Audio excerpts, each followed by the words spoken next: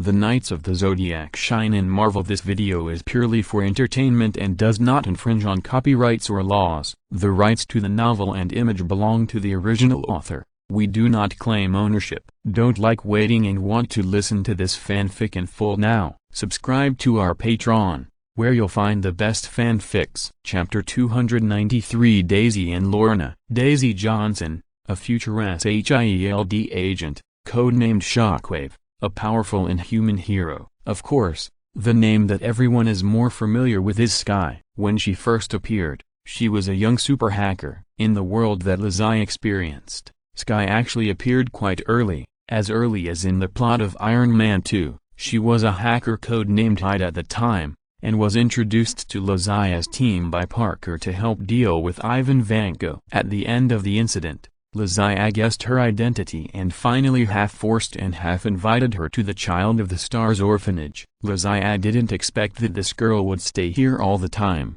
and even if he hadn't seen her this time, he would have forgotten her. After all, with this girl's personality, this small orphanage would naturally be impossible to keep her. However, the result was that she stayed. Was it because Grandma Joan was too charming? Soon, Lizzie denied this idea, and at the same time, a strange feeling arose in his heart. "You are indeed a childish ghost," Skye rolled her eyes and retorted when she heard Lizzie call her Uncle Johnson. At this moment, LeBing, who was finally taken off by Lizzie, reached out and rubbed Skye's hair, and taught her a lesson with a doting expression. "How can you talk to my brother? He is my real brother." "What childish ghost? Come on, call someone." After hearing LeBing's words, Lizzie thought Skye would get angry, and then complain and retort. However, to his surprise, Skye not only did not refute, but straightened up, nodded politely and called Lizzie brother. Looking at the ruddy expression on Skye's face that he had never seen before,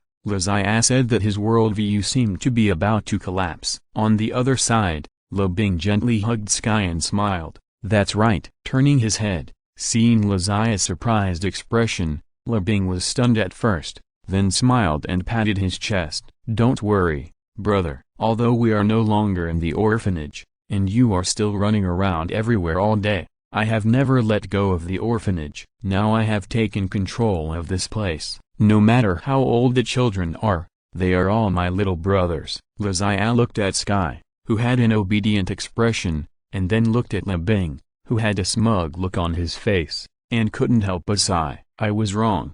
It was really my fault. I should have known that if adults are busy with their own affairs all day and neglect to discipline their children, big problems will arise sooner or later." "Sure enough, I guessed it right." LeBing took back his hand, rubbed it behind his back, and his face suddenly became a little nervous. "Brother, what do you mean?" Lizzie snorted. "What do you think?" LeBing didn't finish her words, and her body fell backwards, and behind her, a purple-black circle instantly appeared. "I don't know." "Ha ha ha." LeBing fell backwards, while stretching her hand to make a face on her face. Just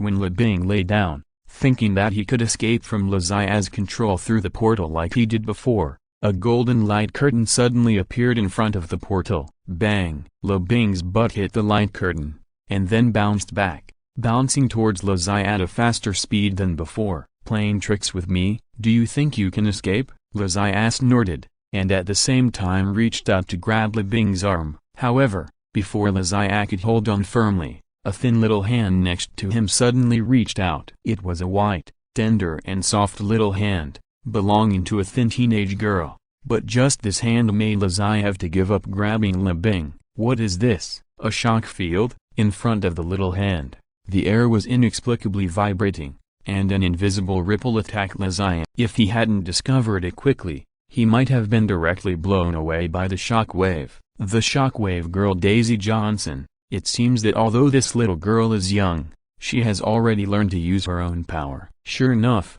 the plots I participated in would be changed from the original novels. Logically, the plot of Marvel's Agents of SHIELD Season 1 should have begun at this stage, but Skye not only did not leave the Star Child, but also had awakened superpowers, which was obviously inconsistent with the original timeline. However, Lizzie did not have time to think so much at the moment. Facing Sky's attack, he directly swung his palm. In front of his palm, a hexagonal ice shield like a snowflake quickly appeared, just blocking the route of the shockwave attack. Bang! With a muffled sound, the ice shield completely blocked the shockwave, and the ice chips did not even break. Just kidding, if the ice shield can't even withstand such a small attack, how can it have the nerve to call itself the ultimate move of the ice skill in the LC world? On the opposite side, Sky and Le Bing obviously did not think that this attack could repel Le Zian, but while he was using the ice shield to block,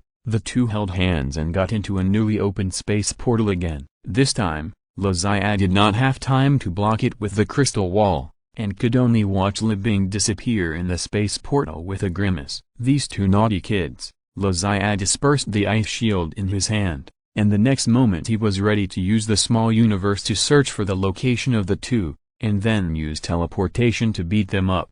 However, Gwen behind him suddenly grabbed him. Forget it. Why are you making trouble with the two kids? Bing Bing is just a little naughty. There is no problem in the general direction. Don't make trouble with them. It's not me who's making trouble. Didn't you hear what that kid said just now? He wants to dominate the orphanage. What's the next step? Revolt? And another one called me childish. Haha. I want to see who is childish. Le Zian was a little dissatisfied. Aren't you childish? Gwen asked back. Le Zian nodded.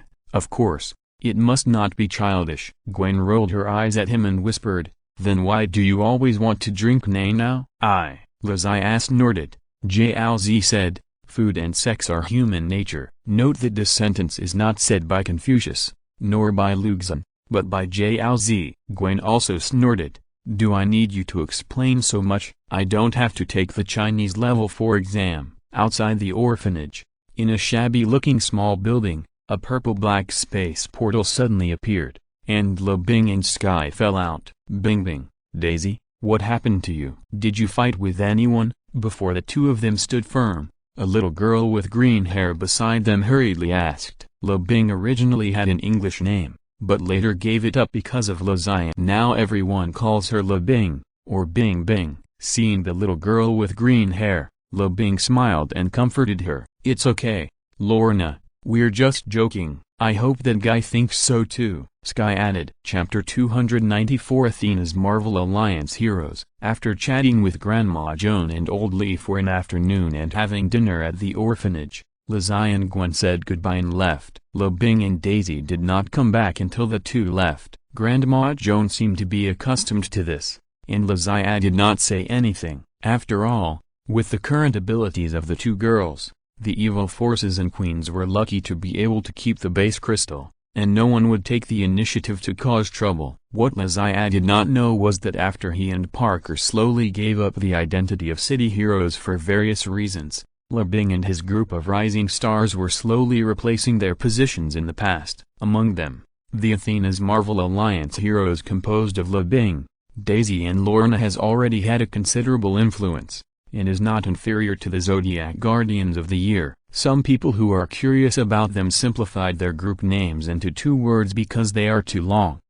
Ying. Through the investigation system of S.H.I.E.L.D., Le Zian quickly figured out the situation of the three people and knew the existence of the third one, Lorna. To be honest, the moment she saw Lorna, Le Zian suddenly felt a little annoyed. A little girl with green hair who could manipulate magnetic fields to generate force fields and even fly was simply a replica of Magneto. If Le Zian remembered correctly, Magneto did have a daughter with abilities similar to his own, and she had appeared in an American TV series. The hero's name seemed to be Polaris, and as her younger sister grew older and her abilities gradually emerged, she was getting closer and closer to the Fat Ice version of Twinkle in X-Men, Days of Future Past. The appearance of these two people in the Marvel Cinematic Universe, does it mean that the X-Men will have a linkage with the Avengers? Le Zian is not clear about this at the moment, but for the time being, the possibility should not be high, because according to the S.H.I.E.L.D. information obtained from Tony,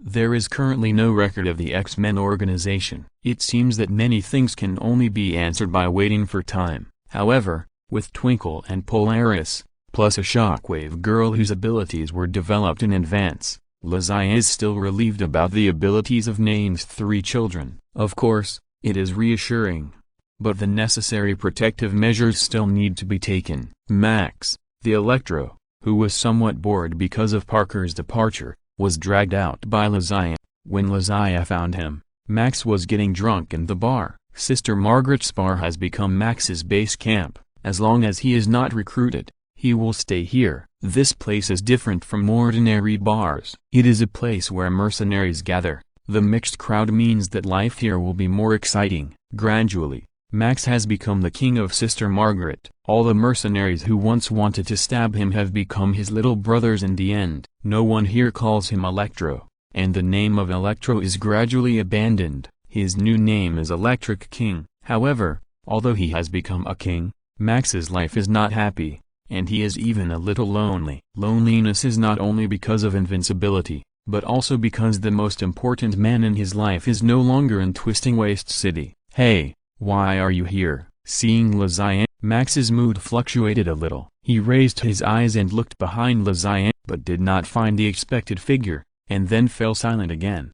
However, at the moment when he was silent, a white spider web suddenly flew out from behind Lysia, covering Max's face. Max's eyebrows.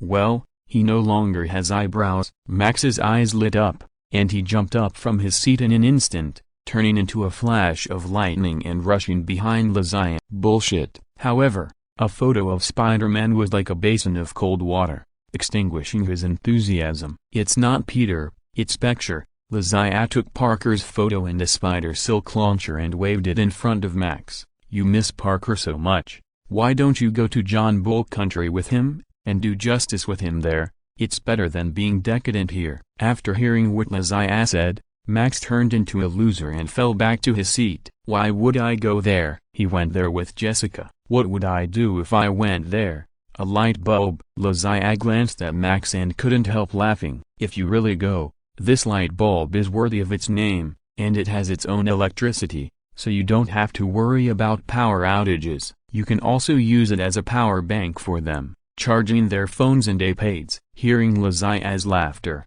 Max's forehead lit up with a spark. I've been here for too long, and the people of New York City don't seem to know my existence. Do you want to see the wrath of the King of Electricity? Seeing Max's angry face, Lysia couldn't help shaking his head. Your line doesn't work. I'll change it for you. You should say this. After being abandoned for 10,000 years, they expelled themselves from their hometown. Now you dare to break into my territory. You are courting death. How about it? Isn't it more domineering to say it this way? Max's eyes flickered rapidly, as if he was evaluating his and Lysia's fighting power. But in the end he sighed helplessly. Forget it. You can say whatever you want. If you want to drink, order it yourself. If you don't want to drink, leave immediately and don't delay the bar's business. Lysia looked around. Are you the boss here now? No, I'm the king here. The word boss is not enough to describe my greatness.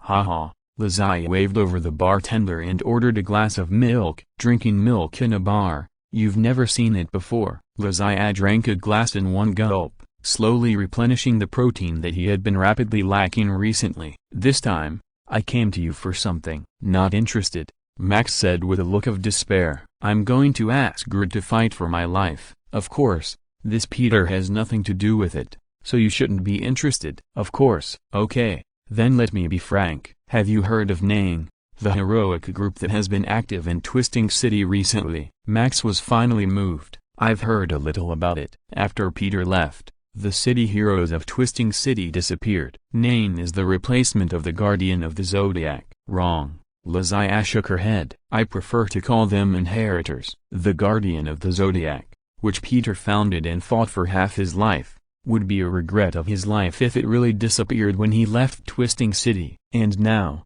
this Nang has inherited the guardian spirit of the Guardian of the Zodiac. She is the new symbol of justice in this city and the new Guardian of the Zodiac. If Peter was still in Twisting City, I think he would definitely hope that the children of this group would thrive. After all, they are just a few teenagers, young girls in their prime. What if? Chapter 295. The bitch at Sister Margaret's bar. Sometimes when talking to smart people, you don't need to say everything. Just stop when you are satisfied. Is Max a smart person? It's hard to say about emotional intelligence. After all, As an engineering student, emotional intelligence is always in arrears. But in terms of IQ, Max, as an engineer, has absolutely no problem. The fact that he was left alone to fix the power problem in the laboratory, in addition to his habit of being bullied, also proves from the side that he does have this ability. However, before becoming an electric man, Max's strongest point was not his IQ,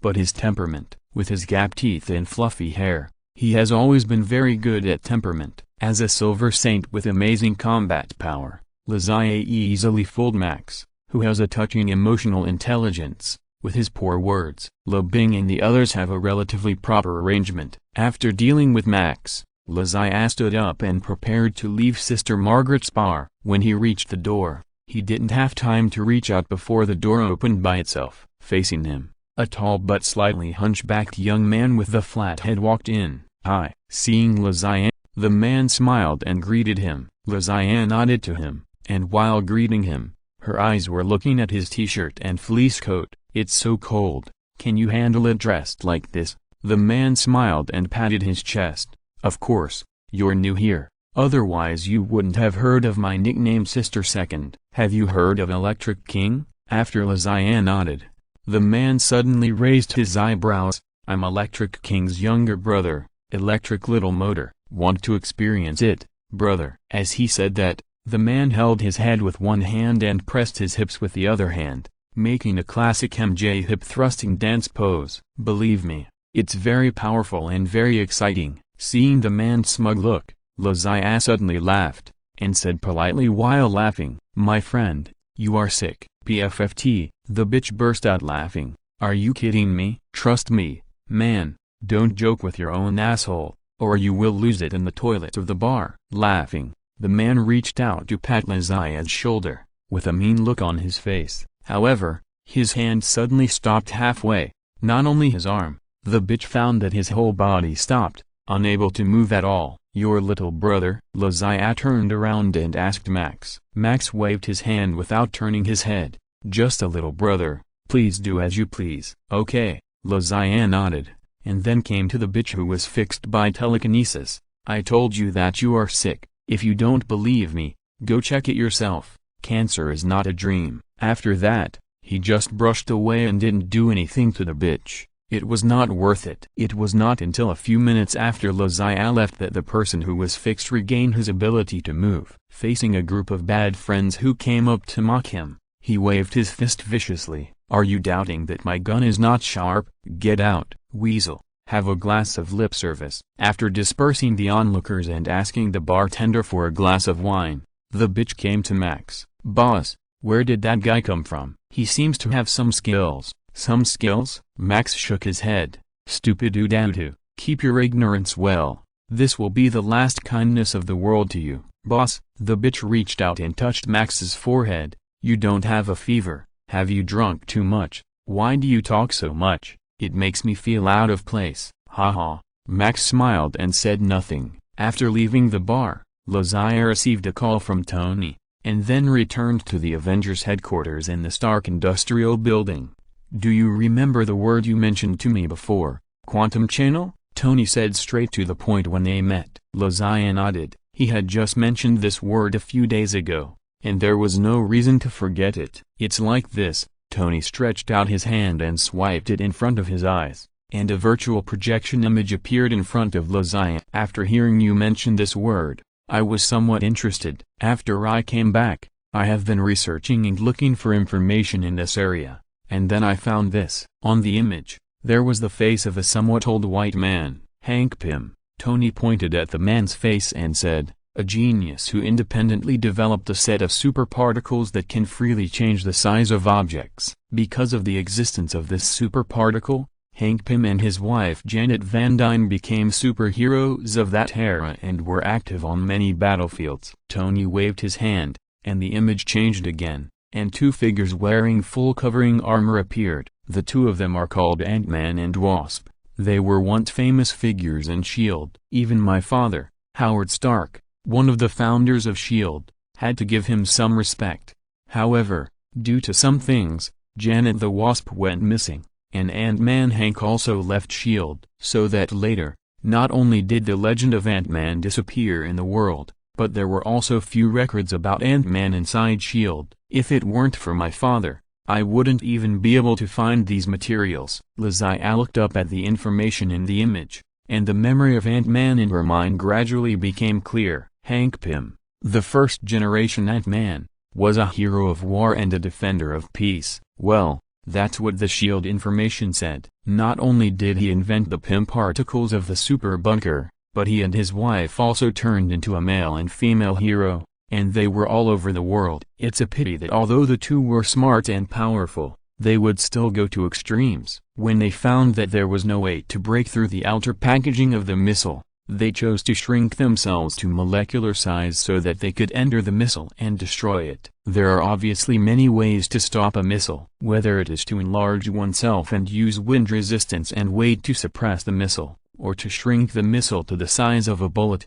and then use Uncle Mew's true trick to hit a fly and swat it into the sea. It is much simpler and easier than shrinking oneself to the size of a molecule to hurt both sides. I don't know what others think. Anyway, when Lizzie watched the movie, she felt that this part was forced by the director to reduce the intelligence of the two people for the sake of the plot. It feels that normal people can't do such a thing. Of course, if there was no dedication of the first-generation Wasp, there would be no plot to save the Wasp, there would be no research on the concept of quantum field, and there would be no quantum channel to help the Avengers achieve the final reversal. So, from this point of view, the momentary confusion of two smart people has become the last straw to save the world. Could this be the legendary One Drink and One Peck? If you're listening to this novel on a channel other than Fanfic World, it means they downloaded and uploaded it without effort. We cordially invite you to visit our channel, Mundo Fanfic Novelist. There you'll find the original version of this story and you can explore many other novels of various genres. We're waiting for you to immerse yourself in a world of incredible novels. Chapter 296 Ant-Man begins to create Ant-Man. Lizzie didn't know whether it was true or not.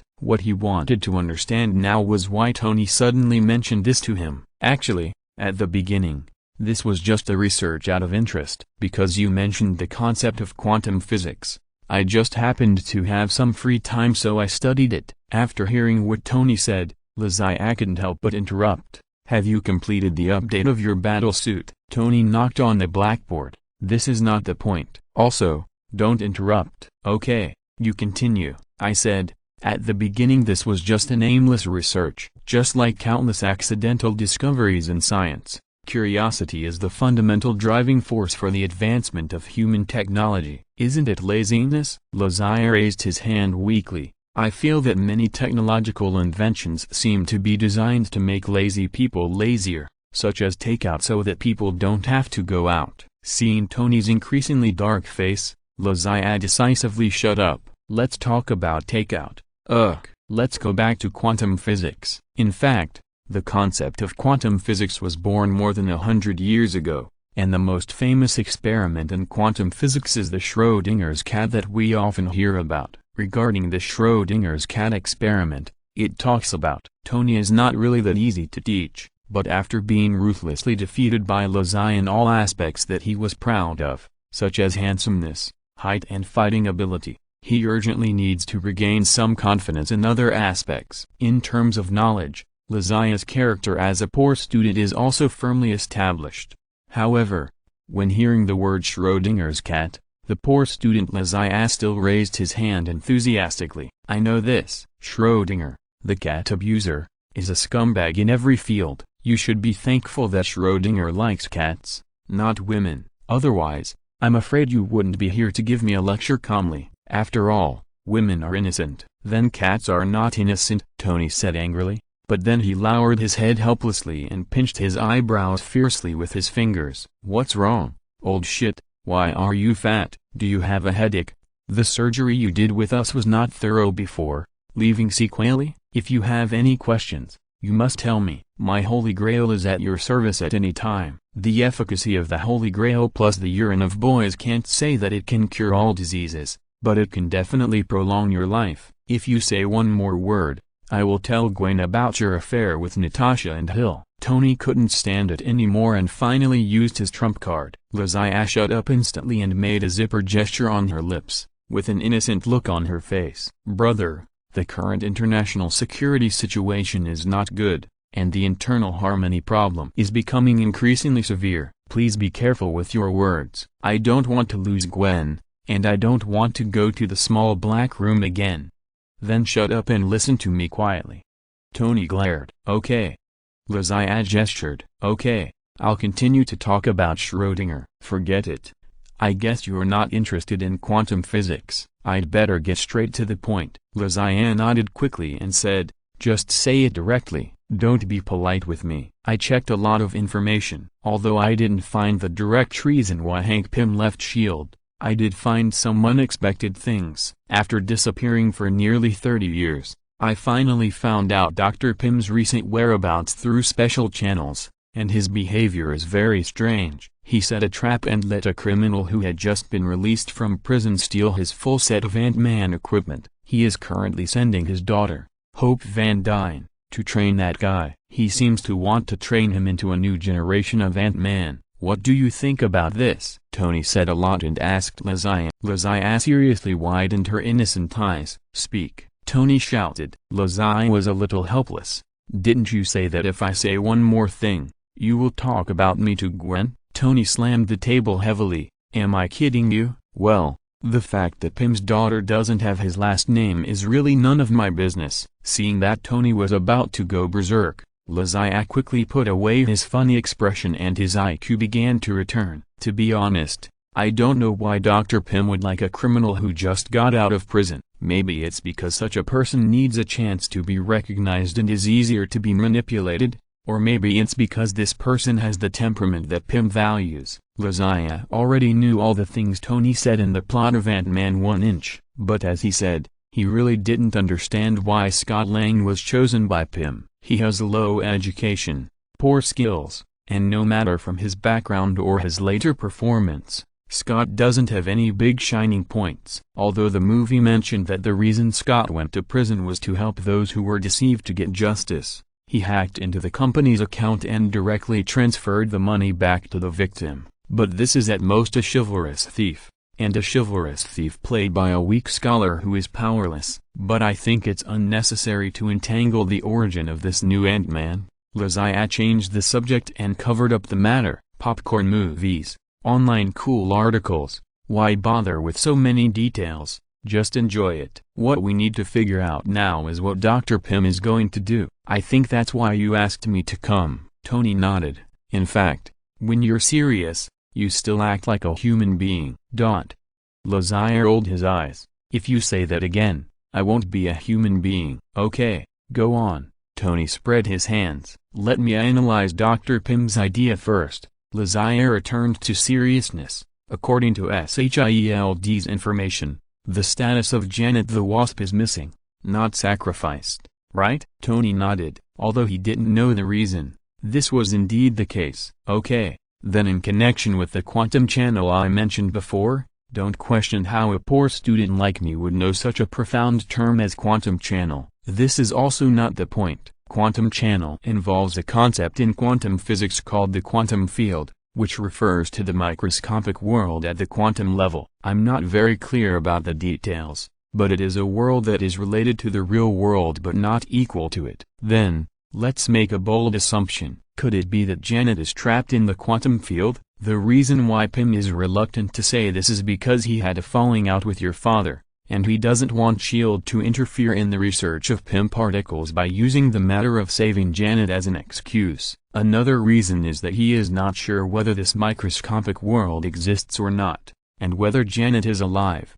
But one thing is certain, Dr. Pym will definitely not give up on saving Janet, even if the possibility is very small." After Lazia finished this long dialogue in one breath, Tony nodded and clapped his hands vigorously. "I've said it before, when you're serious, you're a teammate who's definitely worth relying on. But why? Why do you always like to act like a fool? Do you have a complex about playing the fool?" Lazia didn't answer directly, but turned 45 degrees to look up at the ceiling. You don't understand my level. Chapter 297. Am I free? Lazia still remembers the plot of Ant-Man. Scott Lang, the hero of Ant-Man, has limited abilities. He is just an ordinary person with slightly better skills and is not handsome, so his popularity is average. But the movie Ant-Man is really shocking. The flexible transformation between big and small, coupled with various special effects of flying and hiding, and the magical setting of one person commanding thousands of ants,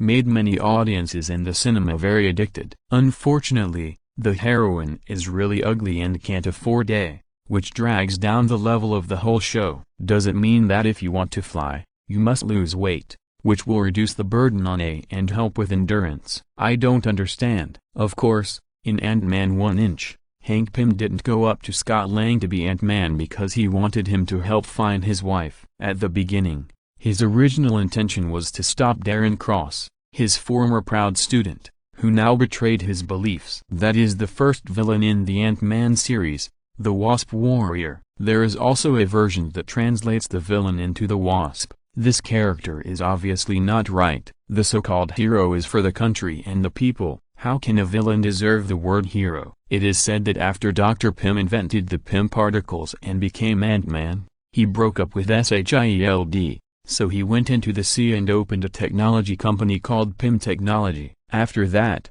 Darren Cross, as his apprentice, was carefully trained by him and became his successor. His daughter Hope was full of complaints about her father because her mother disappeared and she was sent to boarding school. Gradually, as Darren Cross's power in the company became more and more important, Dr. Pym began to be excluded. Even in the end, in the voting campaign initiated by Darren Cross to drive Dr. Pym out, Hope directly voted in favor as the chairman. So, Hank Pym was kicked out of the company he founded by his favorite student and daughter. After that, Darren Cross took charge of the laboratory of Pym Technology. He not only conducted crazy experiments with the intention of replicating Pym particles, but also began to plan to turn Pym Technology into Cross Technology Company. Of course, if it was just like this, Dr. Pym would not say anything. At most, he would regret that he did not see the person clearly and trusted the bad guy. But when Darren Cross was about to cooperate with a former S.H.I.E.L.D. defense minister named Michelle Carlson, Dr. Pym finally couldn't stand it, because although Michelle Carlson had worked for S.H.I.E.L.D., he coveted Pym particles at that time, and now he is an ambitious person who provokes wars around the world. If Pym particles and Ant-Man suit technology are really obtained by this person, the whole world will be in chaos, and the consequences will be disastrous. Although Dr. Pym did not know that Michelle Carlson was actually a member of Hydra, relying on his professional qualities as a S.H.I.E.L.D. agent and a deep superhero, he decisively decided to get rid of his apprentice. The specific method is divided into two steps. The first step is to steal the Wasp suit developed by Darren Cross, and the second step is to blow up his company and destroy all the research data and results. The plan worked. When Tony found out about Dr. Pym because of Lazia, his plan had just reached the stage of training Scott Lang. After using the alien technology of Asgard and Xander to update the hardware and software of the monitoring system, all the information on the Earth has been monitored and shared by SHIELD and SHIELD. Of course, because of Hydra, this information is currently only in the hands of a few people. Under this powerful monitoring system similar to Skynet, all the actions of Dr. Pym that he thought were secret were actually seen clearly like lice on a bald head. Even the activities of Hydra have long been known by the Avengers, but because they are too far-reaching, they did not choose to catch them all at the first time. After discussing the current situation with Tony, Lazia turned and looked at him. So, the real purpose of your calling me here is to have me try out Ant-Man? Tony didn't hide it and nodded directly. Lazia spread his hands. Please. Do I look like such a lazy person? Lazia pointed at the image of a wave with a decadent face on the screen. No matter how you look at this guy, he is just an ordinary person with a little ability to enlarge and shrink. Do you need me, the #1 fighter on Earth, to do it myself? Just send a Falcon, a war machine or something like that, with far-infrared detection equipment and enough thermal weapons to plow the land, and this guy will be blown up in minutes. right? Tony didn't bother to talk to Lazai and went straight to the point. Don't talk about those useless things. I just want to ask if you are interested in this PIM particle and the quantum field. Lazai's neck stiffened and he shouted confidently, of course. Lazai was of course interested in PIM particles and the quantum field. After all, these two concepts involve things at the atomic level. PIM particles change the size of objects by changing the distance between atoms. The quantum field involves things at the subatomic level that are smaller than atoms. Although the scientific and technological theories at the atomic level seem to be somewhat incompatible with Lazai, a poor student, don't forget that Lazai's profession is a saint. The essence of the destruction of the microcosm is to break objects into pieces at the atomic level. From this perspective, the Saint Seiya is an expert in playing with atoms. But to be honest, the atomic destructive power of the microcosm is still somewhat idealistic and lacks a certain theoretical basis. Therefore, since we have come to this world where technology explains everything, Lazai also hopes to try to use scientific methods to deconstruct the principles of the microcosm.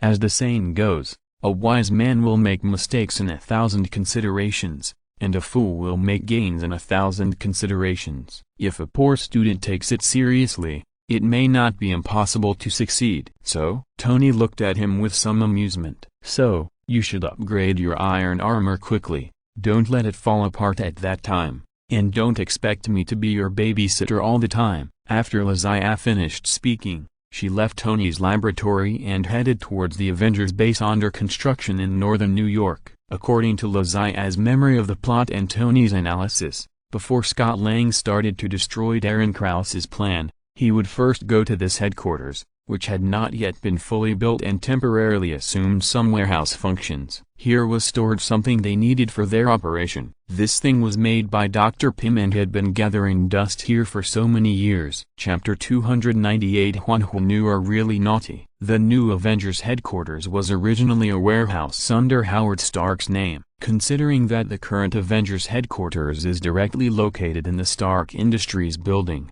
we will know how much the Starks have contributed to the entire Avengers and even SHIELD. When Lazai arrived at the new headquarters, Scott Lang was still playing house with the ants in the yard of Dr. Pym's house. Training is never achieved overnight, even for Scott, the destined Ant-Man protagonist, the key figure in the future Avengers 4, and in a sense the savior of this world. It is still the same. But Lazai is not without things to do. It just so happens that the Avengers have also joined a few newcomers, who are now at the new headquarters, so he can pick them to teach. Hello, teacher. In a hall, two children stood side by side, looking at Lazai with different eyes, one complicated, the other obsessed. Hello, two Maximoff students. As a special consultant of SHIELD, with unique combat power and personality, Lazai has enough qualifications and ability to teach the two new brothers and sisters who have joined the Avengers. Captain America said seriously, it's their honor. Lazai smiled and said hello, then Pietro nudged Wanda with his elbow and whispered,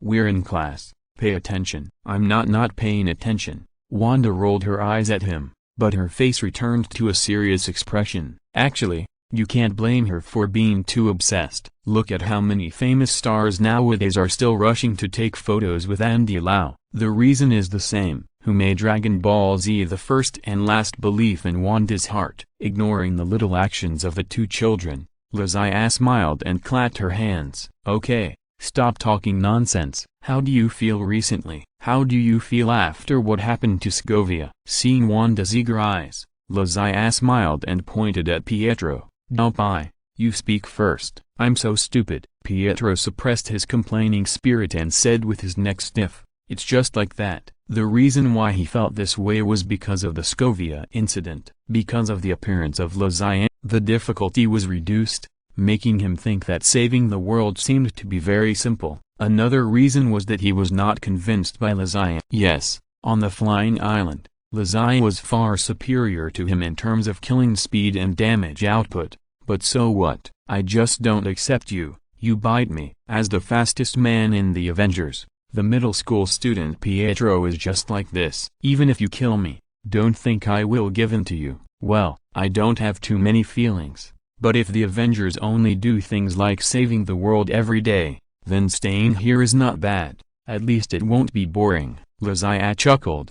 As long as we don't die, our lives will definitely not be boring. Humphrey, don't worry. I will definitely live longer than you. Pietro snorted. Zodiac shook her head. You ignorant boy. You really know nothing about this world. If it weren't for your father, you would have died a long time ago. Should I tell you about this? Forget it. I won't tell you. After all, you are still a child, and you have died once. I won't bother with you. Zodiac looked at the girl past Pietro. Wanda. Yes, teacher. Wanda stepped forward quickly. Squeak. Before Zodiac could speak, the door next to him suddenly opened, and Vision pushed the door and walked in.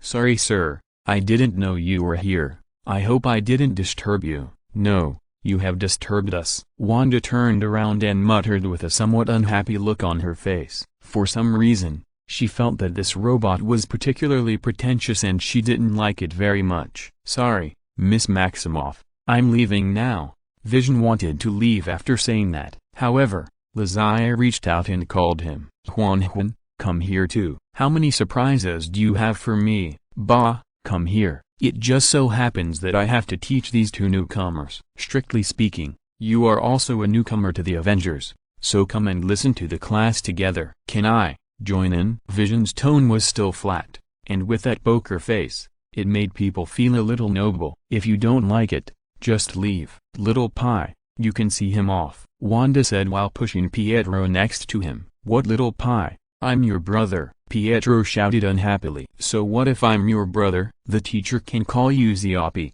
but I can't. Then why don't I call you Pepe and pair up with that Juan? Seeing Wanda's annoyed expression and telling Pietro a joke, Zodiac suddenly thought of something funny. In the original plot, Pietro died in Segovia. Later, Wanda joined the Avengers, but for some reason, she fell in love with Vision. To be honest, as a poor student, Zodiac didn't learn much about reproductive isolation when she was in school, so she was not very clear about whether there is reproductive isolation between humans and robots. If not, then the new species born by the two should be half human and half robot. According to the naming method of half-orcs, it should be called half-chicken people. In short, it is an incomplete human. If there is, what form of expression does this reproductive isolation belong to? There are basically three forms of reproductive isolation.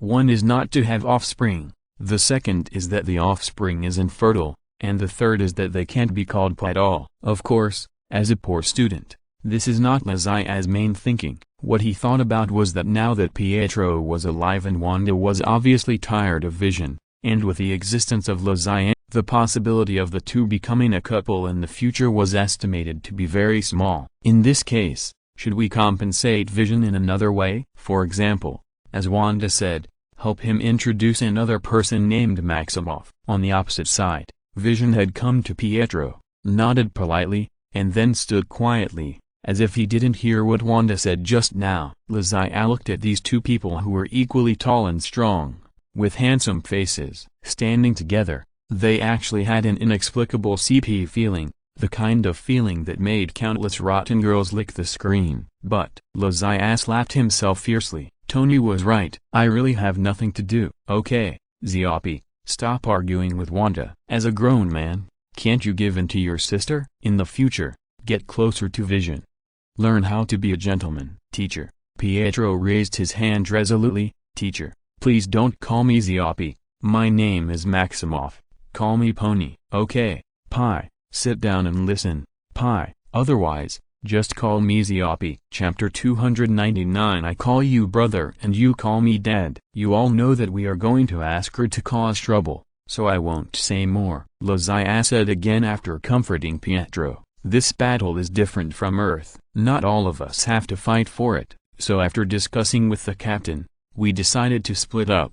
The three nodded. Vision was confirmed to be on the list, while Wanda made a fuss because she was not recruited. Only Pietro had an expression of indifference, and he didn't care. The standard for deciding the final candidates is actually very simple, that is, strength. Those who were not selected are because of their lack of strength. There is no other reason. It's that simple. That's right, Ziopi, I'm talking about you. You were not selected not because you are ugly. Pietro retracted his expression of indifference. Lala, it's boring to say that. Lazai refused to take back the name of Ziopi, and Pietro had no way to refuse, so he decided to change his mindset to fight him. Lala was his little trick. Lala, don't give birth to a daughter in the future, otherwise I will be your son-in-law and let you become Lala's father. Ha ha ha ha ha. Apostrophe after such a joke, Pietro felt that he was completely clear. Lazia didn't see through Pietro's little trick, but even if she knew, it wouldn't matter. At most, the daughter will let Wanda be born in the next life, and see what you, as an uncle, will do. No, that's not right. Wouldn't this guy become the eldest brother-in-law? He will be scared at that time. Forget it. Since Wanda is adopted as a daughter, this Pietro can just be a son reluctantly. You said I'm not strong enough. Who are you looking down on? Pietro shouted with his neck stiff. Lazia chuckled. If you were as good as Ziopi next door with his own BGM, or as strong as Oshan across the street, I wouldn't say that, but unfortunately, you are indeed a younger brother now. Who are you talking about? Pietro didn't finish his words, and the whole person turned into a blue light, flashed past Lazia, and returned to the original place in an instant. At least, my speed is something you can't match. As he spoke, Pietro stretched out two fingers, holding a button between them. The style of the button was the same as the button on Lazia's shirt. How is it? Pietro smiled triumphantly. Do you really think that you, Mr. Pi, just played a supporting role in Scovia? I have also helped to kill enemies. It is said that fighting is the fastest way for a warrior to grow. Although Pietro did not take up much space in the Battle of Scovia, his abilities were greatly exercised, whether it was fighting alone at the beginning or joining forces with Wanda later. Moreover, in order to be angry with Lazai in the later period, he gritted his teeth and overdrew his energy in various ways even though his physical strength was obviously exhausted. Later, he even fought with Lauhi's Fire Phoenix Commando because the situation was unclear. If he hadn't been so exhausted that his legs were weak in the end, this guy would probably not have stopped. After such a high-intensity battle, although Pietro consumed a lot of energy, after recovering, he found that his abilities had become stronger again. Before, he had reached a maximum speed of about Mach 30, and now his maximum speed is about Mach 50, almost doubled. Moreover, when in Scovia, Pietro's body once showed problems such as hypoxia and shortness of breath due to intense exercise. There is no way to solve this problem. He was transformed by speeding up the metabolism in his body to improve the stability of body heat energy. It doesn't matter if you don't understand. Simply put, he is fast because all his physiological activities include but are not limited to digestion, absorption, breathing, etc. It is not like Oshan next door, who directly obtains the superpower Speed Force from lightning. So for Quicksilver, I almost forget that this guy is called Quicksilver, Pietro. The biggest limitation on his ability is his body itself. If nothing unexpected happens, 50 Mach, at most 100 Mach, is already Pietro's limit. His body in this world is not enough to support him to reach a higher speed, not to mention penetrating objects by turning into a high-speed particle vibration state and entering the future 30 seconds to 12 days later by atomic vibration. Of course, as I said before, since Lazai exists, everything will not be the same as before, and accidents are the least unexpected thing, and this accident is really directly related to Lazai. After Scovia came back, Pietro discovered the shortcomings of his body. It didn't matter if Lazai was not there, because he was stronger than many people anyway, at least in the Avengers. His combat power sequence is higher than that of Black Widow, Hawkeye and the like, but because of Lazai's unscrupulous ridicule, Pietro's awkward ambition was aroused. He wanted to become stronger and find a way to make his body not a burden. He didn't tell anyone about this idea, but his twin sister felt it. Wanda's ability is to achieve telepathy through neural electrical contact. She can sense other people's thoughts, not to mention her twin brother's thoughts. So, after knowing it, she told her sister, Gwen, who she had just met. There are no young girls in the Avengers, and Gwen, who works in the same building and is a member of the superhero Zodiac Guardians, has become the most suitable person for Wanda to approach. What's more, Gwen is Lazia's girlfriend, and this alone is worth Wanda's flattery. After knowing this, Gwen didn't think much about it, since Pietro has officially joined the Avengers and was brought back from South Korea by Lazia. Of course she has to help him. So, the next stage of the Fist product body strengthening type I produced by the Holy Grail Company based on the recovery data of the Super Soldier Serum, referred to as SPI, strengthening body I, was directly used on Pietro. Because it is a weakened version of the Super Soldier Serum, after using SPI, Pietro did not directly grow dozens of kilograms of muscle at one time like Captain America did back then, because he was originally a strengthened person, so the strengthening effect was also limited. But after using it, Pietro found that after using this SPI, while slightly improving the body's functions, it also has a side effect: rapid energy replenishment. It felt like taking a pill. After taking a small blue bottle, he was instantly revived on the spot with full status. With SPI, Mom no longer has to worry about Pietro's weak legs. Chapter 300, The Waist Twister's Enlightenment. When they first met on the coast of East Africa, Pietro already knew that Lazia's speed could not keep up with his, otherwise, he would not have created a wall of light that could not be seen at the end to block his piercing. Isn't this what it means to make up for the lack of speed with skills?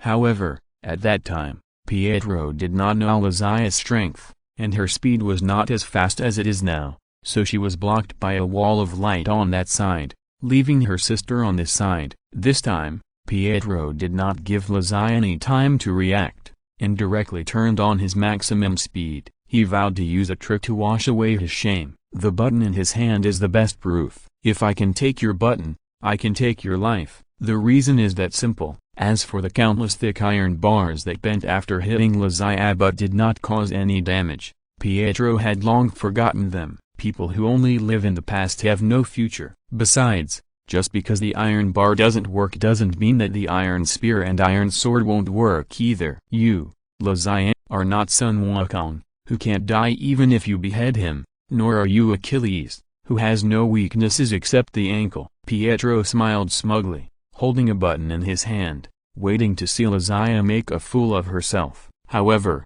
Wanda beside him pointed at Lazia's clothes and said, "There are not a single button missing on that shirt. Where did you get this button from?" "Of course it's from his chest." Pietro also looked over, and then was stunned. Lazia's clothes did have a single button missing, including the chest where he had just taken off the button. "But, my hand is clearly... Ah, it's so cold." Pietro quickly turned back to look at his fingers, and then suddenly threw the button in his hand with a strange cry. The button fell to the ground, making a crisp sound, and then it shattered and scattered in front of everyone's sight, turning into a small pool of ice chips. "It seems that your brain is not reacting as fast as your body." Lazia shrugged innocently. Pietro on the opposite side was about to refute, but the tights on his chest suddenly made a hissing sound and opened a hole, just in front of the heart. Lazia snorted, "You should be thankful that you didn't have any bad intentions just now, otherwise." Then Lazia's face suddenly became hard, and his voice became much duller. "You are already dead." "Impossible. How did you do it? How could you possibly keep up with my speed? Aren't you?" "You mean my speed is only Mach 5, right?" Lazia looked at Pietro and sneered, "You know nothing about power, but it's not your fault. After all,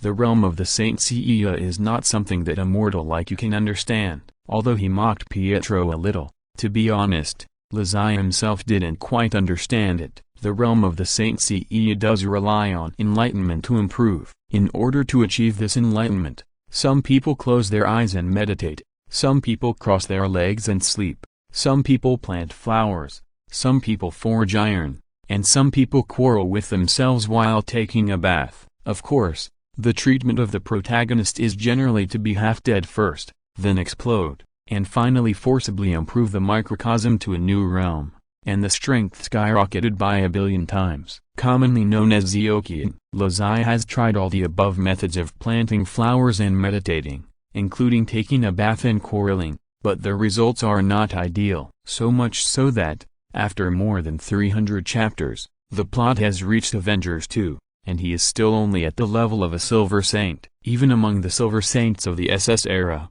his combat power cannot be said to be among the best, not to mention Orpheus, who has both beauty and strength, and Misty, who has no princess life and a princess disease and wants to live broadcast a bath on the battlefield with a little blood, is better than him. The reason should be that since his debut, Lazai has not experienced an opponent that he really can't beat and needs to fight hard to turn the tables. In this case, if he wants to increase his strength, he can only hope that one day SP23 will get drunk and his mind will be confused, and he will directly write him as a gold saint. After experiencing a small black room for nearly 600 days, Lazai has long expressed no hope for his future. However, there is a saying that there are unexpected events and people are subject to misfortunes at any time. No one knows which cloud in the sky will rain, and whether it will be heavy rain or light rain. Just when Lazai was ready to leave it to fate, the small dark room disappeared. Then when he thought he should continue to live in this world,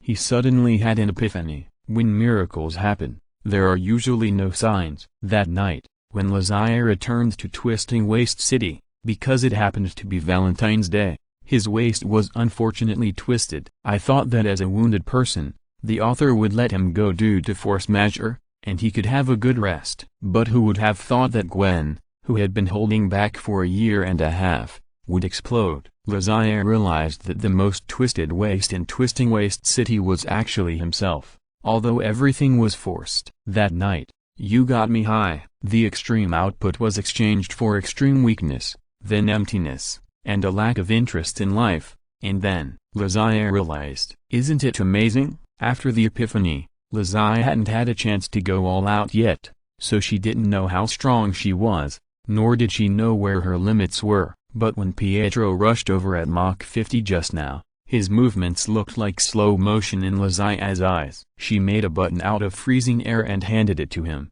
then gently scratched his clothes with her fingers, leaving a hole that would burst if she applied force. After doing all this, Pietro didn't notice anything, and proudly took the ice button back to show off. Who wouldn't love the feeling of being pretended to be cool and then slapped in the face in seconds? Anyway, Wanda on the side already felt like she was about to melt. He really deserves to be the Dragon Warrior, and he is indeed much stronger than that useless brother. Suddenly, I want to kneel down for some reason. This is impossible. Pietro wanted to jump up angrily, but fortunately he didn't forget the experience of being trapped in the freezer and having to rely on running to maintain his body temperature and not being frozen. So he just wanted to jump up angrily, but didn't really jump up and curse. Otherwise, he would know that Lazai is just at that, not a father. After mocking him, Lazai shook his head. Sure enough, you are fast but your speed has no characteristics. Madada. After that, Lazai turned his head and stopped looking at him, and said to Wanda, "Little Wanda, it's your turn. Come and show your dad. Ahem, show me your strength." Before Wanda could say anything, Vision next to her said, "Let's do it together. Mr. La is very powerful. You alone are no match for him." After hearing this, Wanda turned her head and rolled her eyes at him. "With you, we are our opponents. Go away." Chapter 301 Become a Saint. CEO Wanda. Wanda is really fed up with Vision. "Don't I know that Teacher La is very powerful? Do I need you to remind me again? And you look so great. What's so great about that? The teacher can beat 10 of you. He is not a human being, and he doesn't take himself as a human being all day long. He speaks rudely, and I don't like him at all." So when facing Vision's questions, Wanda didn't have a good attitude at all. With a snort, Wanda turned back and looked at Lazai with a bright smile on her face. "Teacher, I know I am not your opponent, but I will try my best." Lazai nodded. "No problem. Come at me with all your strength." Wanda nodded. Then her hands curled up like chicken claws, and her eyes began to turn red. "She's too arrogant. I should have been allowed to fight her together," Vision whispered to Pietro beside him. "Although I know she's quite capable, she has no chance of winning against Mr. La, and Mr. La won't show mercy just because of her gender." Pietro squinted at Vision. "How can you tell that he won't show mercy to a woman?" Vision nodded. "In my database, there's an audio recording of Mr. La fighting with Ms. Stacy. The lady had begged for mercy many times, But he still didn't stop, and continued to ravage her mercilessly. Pietro nearly choked himself to death on a mouthful of salt soda, and turned his head away with a look that meant get out. Just a machine. It doesn't know anything. Pietro complained in his heart that the girl named Stacy must not be as pretty as his sister, otherwise she wouldn't have been beaten so badly. While the two idiots were talking, Wanda over there had already started fighting with Lazia. In the original comics, Wanda is a perverted existence. Her ability is chaos magic. In addition to being able to fly and having powerful magic attack power, she can even modify reality. Whoever she says does not exist will disappear directly, no matter if this person is an irrelevant person or her own child. In one version, after she said a word, the abilities of mutants in the whole world disappeared directly, and even the powers of the Supreme Sorcerer, Captain America, Hulk, and the Fantastic Four disappeared. But in the Marvel Cinematic Universe, or in today's world, Wanda's ability is far worse. Her current ability is that of a telekinetic magician who can control her mind a little. She can fly and directly use telekinetic balls to attack others, but more often, she uses mental magic to confuse the enemy or grab objects to hit people. However, for a magician, such an attack mode is too monotonous and rough. Even if you make the telekinetic ball into a continuous infinite bullet, or turn it into a big ball after charging to increase the explosive power and damage. Of course, this may be because of the lack of space, and Wanda's ability has not been specifically demonstrated. But when she got to Lazia, Wanda still attacked like this, which made her a little bit unbearable. Because they were fighting in the hall, there was not much construction waste for Wanda to control and hit people, and it was not suitable for her to make it herself. So she could only suppress Lazia with her telekinesis, and then threw a telekinetic bullet at Lazia with both hands like a pot. On the opposite side, Lazia shook her head, dodged a telekinetic bullet, and shook her body. Without even using the power of the small universe, she directly passed through Wanda's attack and came directly in front of her. Yukian dance. The melee skills inherited from Tongnu, when the small universe is not used, are just the level of mortal martial arts. But even so, it is enough to shake Wanda, who has almost no combat experience. Lazia bent her fingers and flicked Wanda's forehead lightly. Ah! Wanda screamed, and the movements of her hands became messy, and a ball of telekinesis exploded directly in her hand. The telekinetic ball that exploded at close range could hurt even Wanda, a telekinetic user.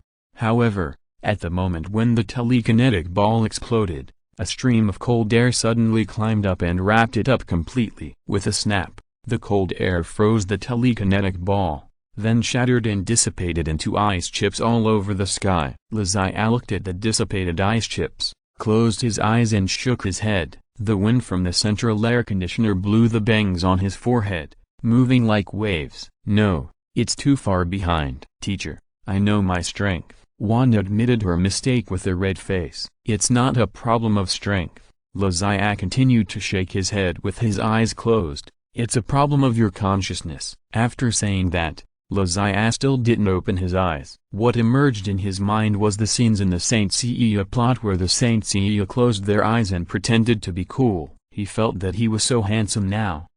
Now, you are just a little girl with some superpowers. Even though you had a tragic childhood and even though you have experienced the Battle of Scovia, your consciousness still remains at the level of an ordinary person. You are different from Ziopi. His ability forces him to frequently shuttle to the forefront of the battlefield. While exerting his attack ability, he must also always avoid the enemy's attacks, otherwise it is very likely that a stray bullet will take his life. But you are different. Your long attack range determines that you are the back row output at the back of the battlefield. There are two important aspects of such a position. One is the timing of skill release, which is what we often call awareness. A good back row can allow the front row to preserve the maximum manpower while output the most attack damage to the enemy. Another is the awareness of saving lives. The back row can't be afraid of death and dare not go up.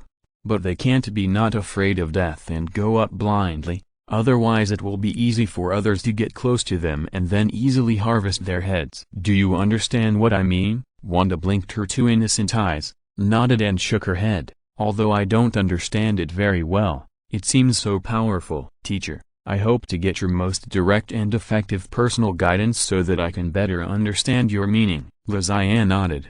Don't worry, guidance is definitely needed, and currently in the Avengers, I'm afraid there is no one better than me to teach you. Wanda's telekinesis and mental magic are very suitable for Aries and Gemini. Coincidentally, although there are only 6 previous generations of gold, Aries Shin and Gemini Deaththroes have just appeared. Looking at Wanda's innocent eyes like a little animal, Liza first thought of choosing a Saint Seiya in this world. Aren't there Aries, Leo and Sagittarius in the Canyon of Kings? Chapter 302, A Gentleman's Showdown. Guiding Wanda can't be done overnight, it needs to be done systematically and step by step, so let's not talk about it for now. After letting Wanda return to the team, Liza turned his attention to the last Vision. Vision politely nodded to Liza. Mr. La, although I still think that I can play a stronger role with Miss Wanda, that is only based on data analysis, not my own subjective consciousness. Wanda rolled her eyes at him and didn't say anything,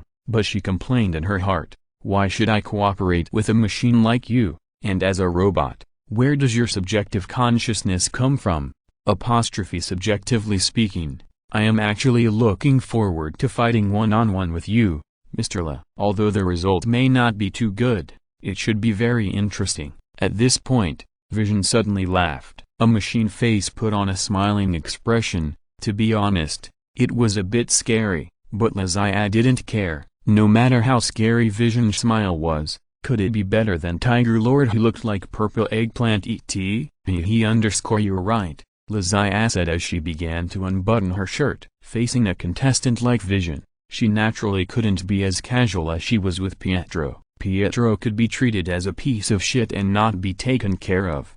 But Vision was at least a piece of shit. Never mind, no more metaphors, too uncivilized. After taking off her shirt, Liza was left with only a sleeveless vest and tight sweatpants. If she wore the Saint cloth later, she could wear it directly, and the effect would be similar to the Saint Autumn cloth and Saint Autumn pants. I have always felt that a battle with you would be a very interesting one, and to be honest, I have been looking forward to such a battle. Vision stepped forward, put away his smile and said, although sometimes I don't quite understand why some people like to fight so much, peace can bring better development and allow people to enjoy life better, isn't it? Liza nodded. You are right, peace can indeed make people live better, but people are never just for the sake of living better. Moreover, everyone has a different understanding of the word better. So, there will be something called ambition, and then there will be wars and killings, and this is the meaning of the existence of us Earth heroes.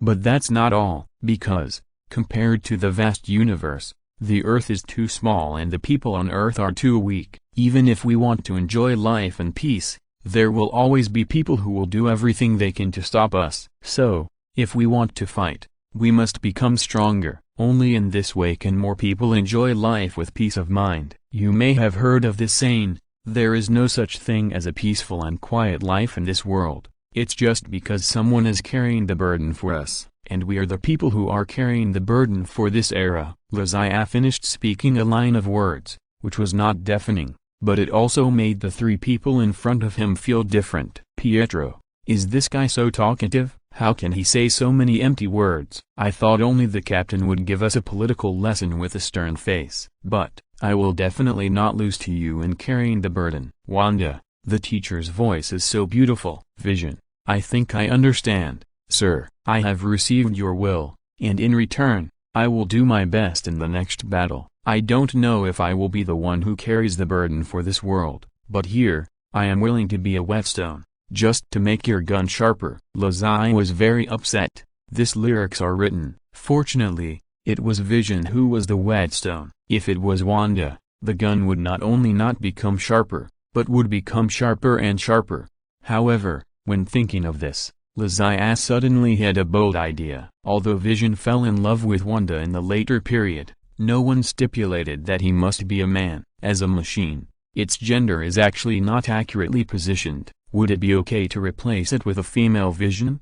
Don't say it's not possible. There can be female Captain America, female Deadpool, and female Spider-Man. What's wrong with having a female Vision? And if Vision really becomes a woman, then wouldn't it be okay? Hey, if I had known earlier, I should have given him some guidance when Al created his body. Although the female vision still feels like iron, which is no different from touching the Iron Man suit, it is at least pleasing to the eye. Isn't Sharna's invincible steel shield also the childhood dream of many ignorant teenagers? Vision naturally didn't know what thoughts flashed through Lazia's mind at this moment, but even if he knew, with his gentlemanly character, he would probably redesign a body with gentleman Lazia. Well, these two gentlemen are not the same concept at all. Without further ado, as two players with amazing destructive power, their fight must not be carried out inside the house. Soon, a skylight on the roof of the hall specially reserved for the paratroopers was opened with the help of Friday, and the two flew out of the window. Before the new Avengers base was fully built and delivered, Friday was responsible for the intelligent operation here. In the sky, Lazia stood opposite Vision, and Vision was still wearing the close-fitting armor and cloak that imitated Thor. And Lazia's side, ding dang dang, the holy clothes that were not used when fighting Ultron were instantly dressed. Lazia's expression also became serious, although he had an epiphany when twisting his waist, and although Vision had been emphasizing that he was not his opponent, facing a powerful hero with a body made of vibranium and life given by the mind gem, he still showed his strongest state. On the side, Wanda had already flown up with magic, and Pietro was also hanging on her. Although Zop looked stubborn, he also wanted to know the real gap between him and Lazia. In the distance, countless eyes were also focused. With Friday's help, what Lazia had done in the base before was no longer a secret, and now he directly turned on the live broadcast mode. All the unbusy Avengers entered the live broadcast room actively or passively, including Dr. Jae-Lun, who was in South Korea and was recently handling immigration procedures. He stopped what he was doing and began to focus on the live broadcast. In fact, no one is familiar with the hero Vision. Scovia only disconnected Ultron's network with a cold glance. No one knows how powerful he is, and Lazia, to be honest, including Tony, doesn't know where his limit is. Is he still just a silver saint at the speed of sound? How many Mach is his speed? Over 100? Or over 1,000? Or, has he broken through to gold? If you're listening to this novel on a channel other than Fanfic World, it means they downloaded and uploaded it without effort. We cordially invite you to visit our channel, Mundo Fanfic Novelist. There you'll find the original version of this story and you can explore many other novels of various genres. We're waiting for you to immerse yourself in a world of incredible novels. Chapter 303 Hot Man. But to come back, Tony is somewhat selfish. For him, what he needs to do more is to collect Lazia's combat data. Iron Man's skills are all in a set of iron armor, whether it is energy output or close combat. Speaking of it, when he fights with others, he is not actually punching and kicking, but the built-in system of the iron armor automatically takes him to fight according to the recorded combat skills. In other words, the system of the iron armor analyzes big data to get the best response plan at the moment, and then according to Tony Stark's usual action habits and thinking mode, it comes up with a set of optimal combat methods and uses them. All of these require a huge skill library as support. Of course, this is just a routine operation under normal circumstances. For example, on Titan in Avengers 3, Tony was still holding on to stab Thanos even though the nano-armor had been consumed by more than half, which was a high manifestation of his personal will. As a man-made product, the ultimate purpose of the iron armor is to assist humans,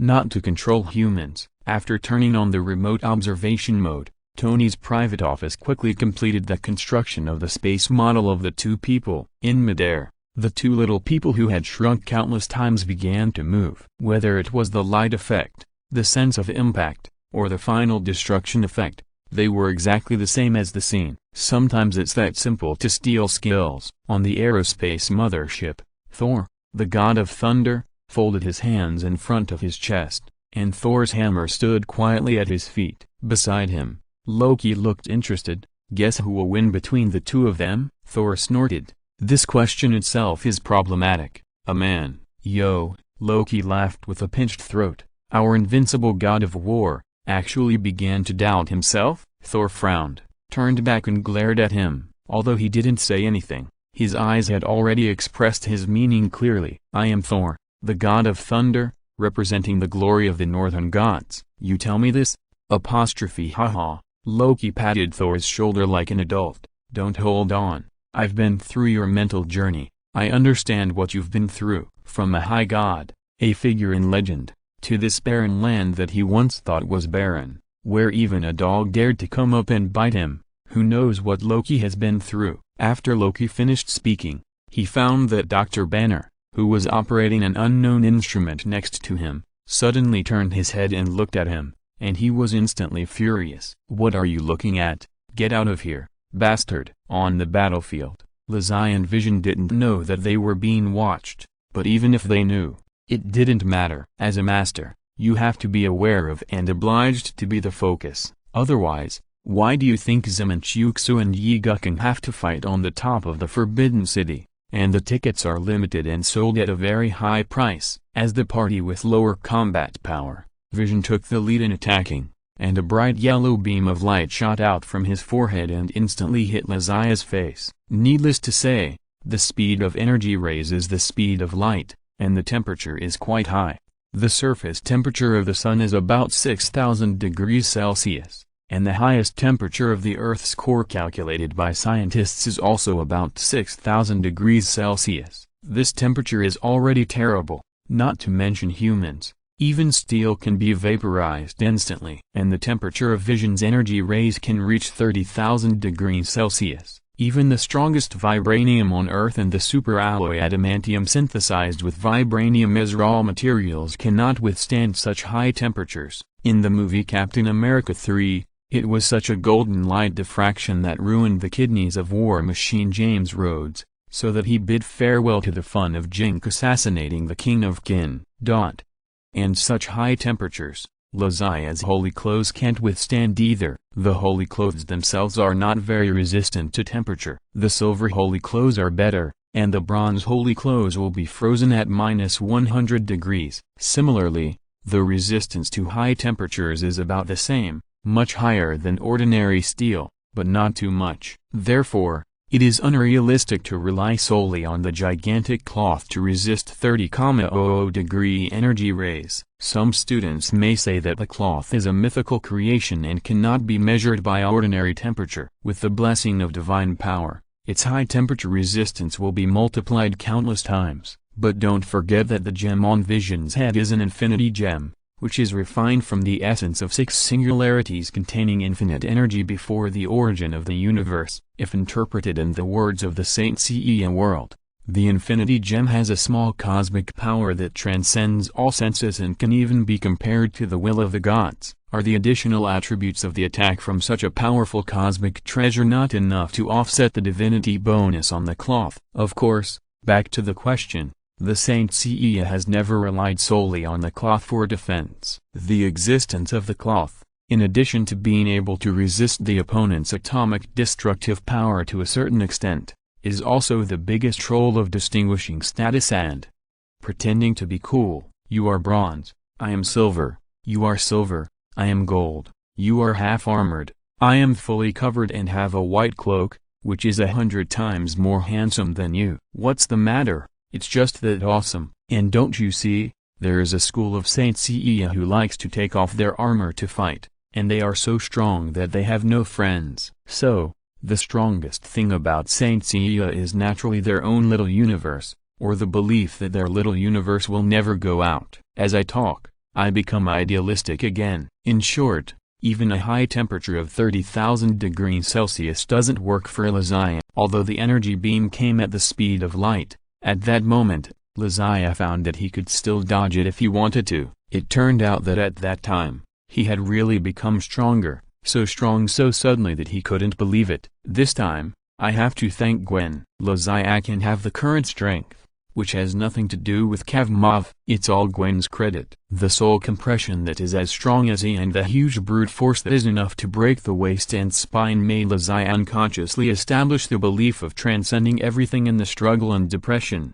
When all burdens were released, when all shackles were removed, when the tide of thoughts overwhelmed the soul, Lazai finally achieved sublimation. At that moment, His soul saw through everything, all the birth, aging, sickness, death, and the coming and going of people were just like passing clouds. Everything was so lifeless, no, everything was so transparent and harmonious. The sound of the universe was ringing, life invaded the soul and the dust was the same light. Enlightenment, it was like that. However, even if he found that he could avoid that light, Lizaya did not choose to avoid it. A real man should.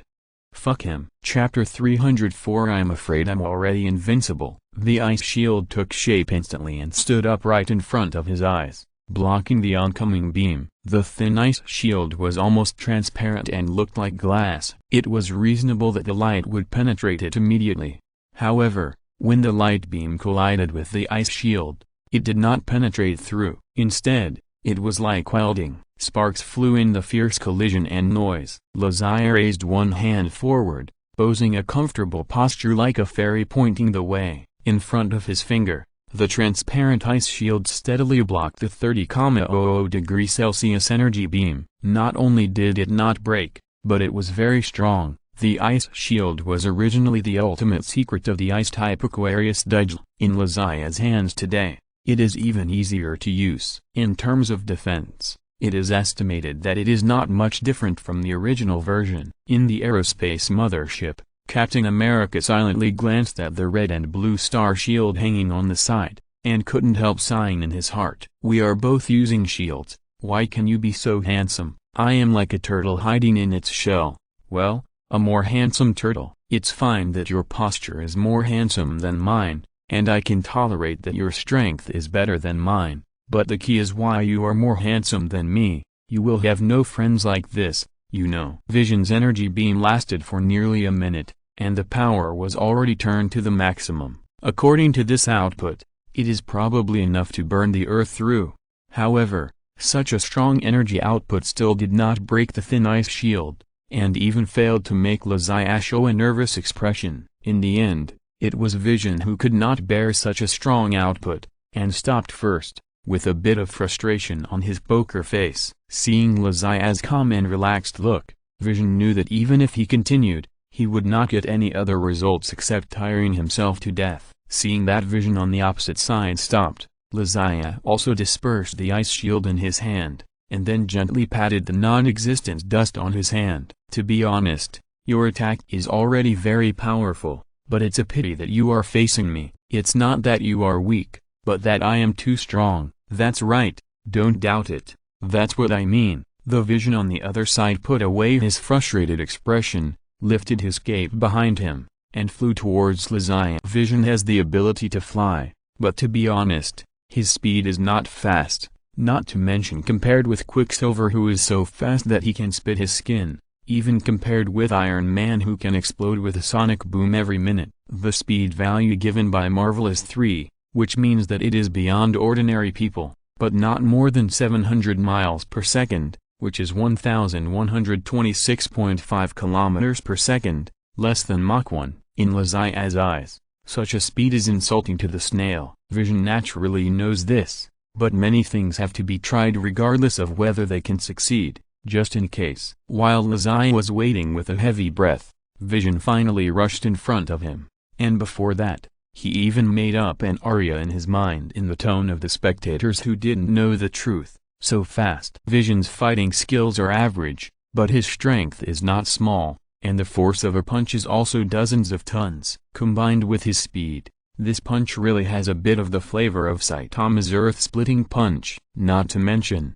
both of them are bald and cloaked, and they really feel a bit similar. However, the effect of this punch is very different. There is no enemy that cannot be defeated by Saitama's punch, but Vision's punch is like a fart. Puff. Lizaya raised his palm, still with the ice shield, still in the same posture, blocking in front of Vision. But this time, the ice shield shattered into flying debris, and Vision's fist went straight in and hit Lizaya's palm directly, and then was held by 5 slender and powerful fingers. Sorry, I wanted to continue using the ice shield, but I thought it would be a bit cheating to use the same trick on the same person, and I also wanted to test my abilities in all aspects. So I decided not to use the ice shield. This sentence must be explained, otherwise with Vision's wooden head, I'm afraid he won't understand. But even without the ice shield, Vision still couldn't break through Lazia's defense with his power, even if it was only the defense of one hand. Vision didn't reply or say anything.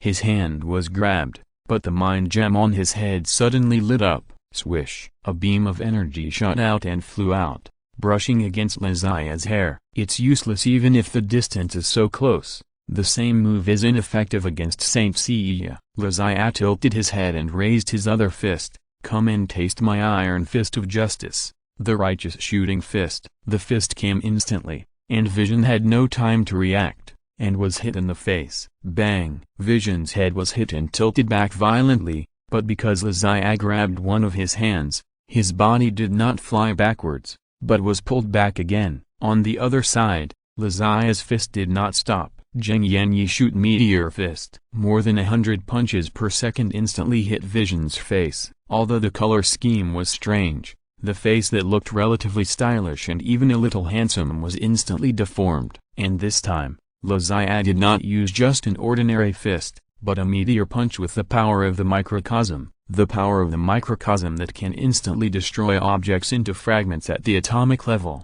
However, when this fist hit Vision's face, the mind gem on his forehead flashed a faint light, which covered Vision's face and then his whole body. Although it was weak, it could not be ignored. Surrounded by this light, Vision's body was not directly decomposed by the meteor punch, but after being deformed, it slowly recovered on its own. Sure enough, just as I guessed, the Infinity Stones really contain energy similar to the microcosm. Even if you don't actively use it, it can automatically resist the destructive power of the microcosm. A Mind Stone can resist my current microcosm. If so, could the Purple Potato Spirit's complete version of the Infinity Gauntlet have power similar to the Divine Cloth? If that's really the case, then this matter will be difficult to handle. With my current ability, I should not be able to break the defense of the Divine Cloth. But, thinking of this, a dark red light suddenly lit up in Lazia's hand. This light was different from the silver-purple color of his own microcosm, and it was also different from the bright red color of the flame brought by the back pattern of the vermilion bird. It was a dark red with a deep feeling. If it's a fist like this, I wonder if you can bear it? As he said that, Lazia also swung his fist, but this time, he didn't hit Vision's face again, but hit the opponent's shoulder. Bang! With a slight sound, half of Vision's body was blown away. With the power of a punch, Vision, who was made of vibranium, was left with only 2 limbs. Chapter 305 I want to challenge all of you. The moment Vision's body was blown up, everyone's heart skipped a beat. Everyone was shocked by Lazia's strength and his way of blowing up his teammates over a disagreement. Although Vision had only been their teammate for less than a week, it was not a good feeling to watch him being blown up, especially by his own teammates. The feeling of mourning the death of a rabbit is common to everyone. The comm captain was better, but Quicksilver, who was also a newcomer, became uneasy. Is this person so violent? And, he is too strong. Pietro had communicated with Vision before, and personally participated in the process of Ultron creating Vision's body, so he was very clear about the capabilities of Vision's body. Therefore, from the beginning, he did not doubt that Vision was too weak, but believed that Lazia was too strong. Thinking of his previous brainless actions, Pietro suddenly felt like he had lost his parents. At the same time, he was somewhat fortunate that Lazia's fist did not hit him, otherwise, he would be the one who exploded. Judging from his previous duel with Lazia, Pietro did not believe that he could dodge the opponent's fist with his speed. At most, I will be Mr. Pi, who makes the opponent a lunatic. In the Stark building, Tony in the exclusive laboratory was also shocked. In the picture simulated by Friday in the Void, Vision's stiff expression had been frozen, and Mr. Tony Stark's warm heart was also frozen. For Tony, Vision was like his child. Although this child was not conceived for a long time, he was taller than his parents and had never called him mom, but this did not hinder his feelings for him, just like every parent who never dislikes their children. But now, this child, just like this, in front of him, watched die. At that moment, Tony didn't care about collecting any information.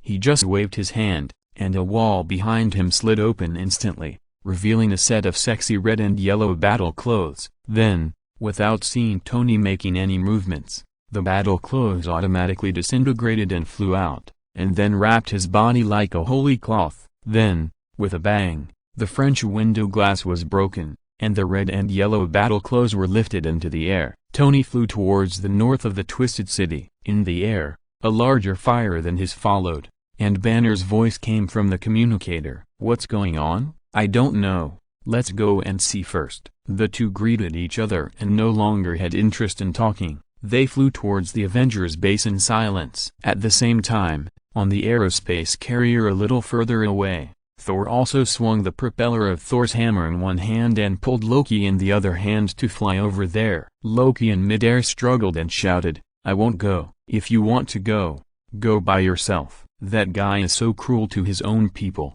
If I go, he will beat me to pieces." Thor, put me down quickly, or I will bite people." The Avengers who saw the live broadcast but did not move, in addition to Captain America, Hawkeye and Black Widow, the three of them watched the live broadcast screen quietly, without any desire to move. Captain America was calm because of some kind of intuition as a veteran. Although he and Lazai were not familiar with each other, they had some sympathy in many things. He intuitively believed that the other party would never do such an irrational behavior. Black Widow was completely out of basic trust in someone. Only Hawkeye thought differently from everyone else. "I am a marginal figure. I am obviously incompetent. I had an unpleasant experience with that guy before. Now I will be busy and can't help. Not to mention, it will only cause trouble for myself. Why bother? If you have that time, wouldn't it be better to go home and spend time with the children?" "Laura is pregnant with her third child. I will try harder. I can't say about the football team, but I can have a basketball team."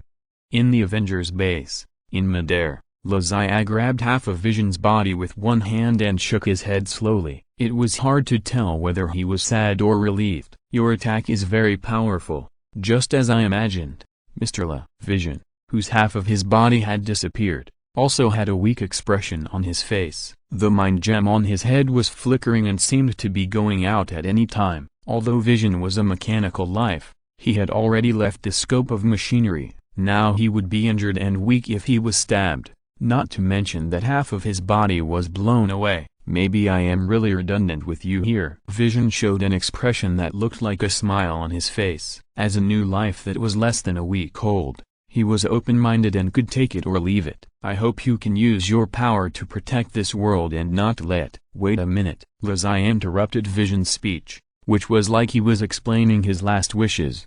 "Don't make it sound like a life-and-death separation, so tragic. Do you think I'm such a fool who would mindlessly kill my own people just to test my power?" No need to explain. You're just a robot, and everything is written on your face.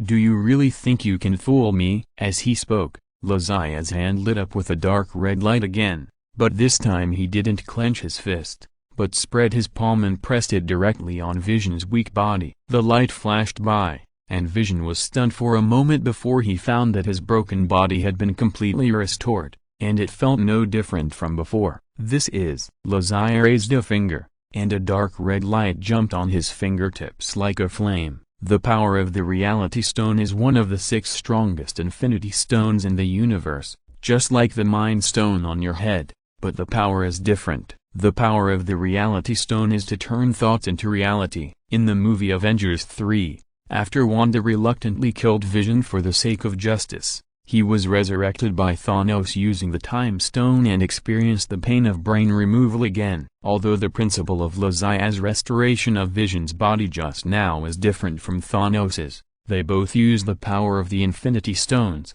so the result is the same. Vision was resurrected on the spot with full status. While the two were talking, the Avengers had already rushed over. Thor, who arrived first, shouted from a distance, "Do you dare to dismount and fight the D in front?" Before he finished speaking, Thor saw the restored Vision hovering next to Lazai. "What's going on?" Tony and Banner, who arrived later, also fell into doubt and self-doubt. "Where am I? Who am I? What am I doing here?" Seeing the powerful warriors that she had chosen to go to Asgard come together, Lazai smiled happily. "It's great that you're all here. Why don't you play with me? Chapter 306, Ant-Man Lang comes to wave. Scott Lang is a failed middle-aged man. Like many male protagonists in American blockbusters, he has an unbearable past, a broken family, and a child he wants to please. Of course, it doesn't matter what he was like before, because he has started a new life and has a new identity. Ant-Man,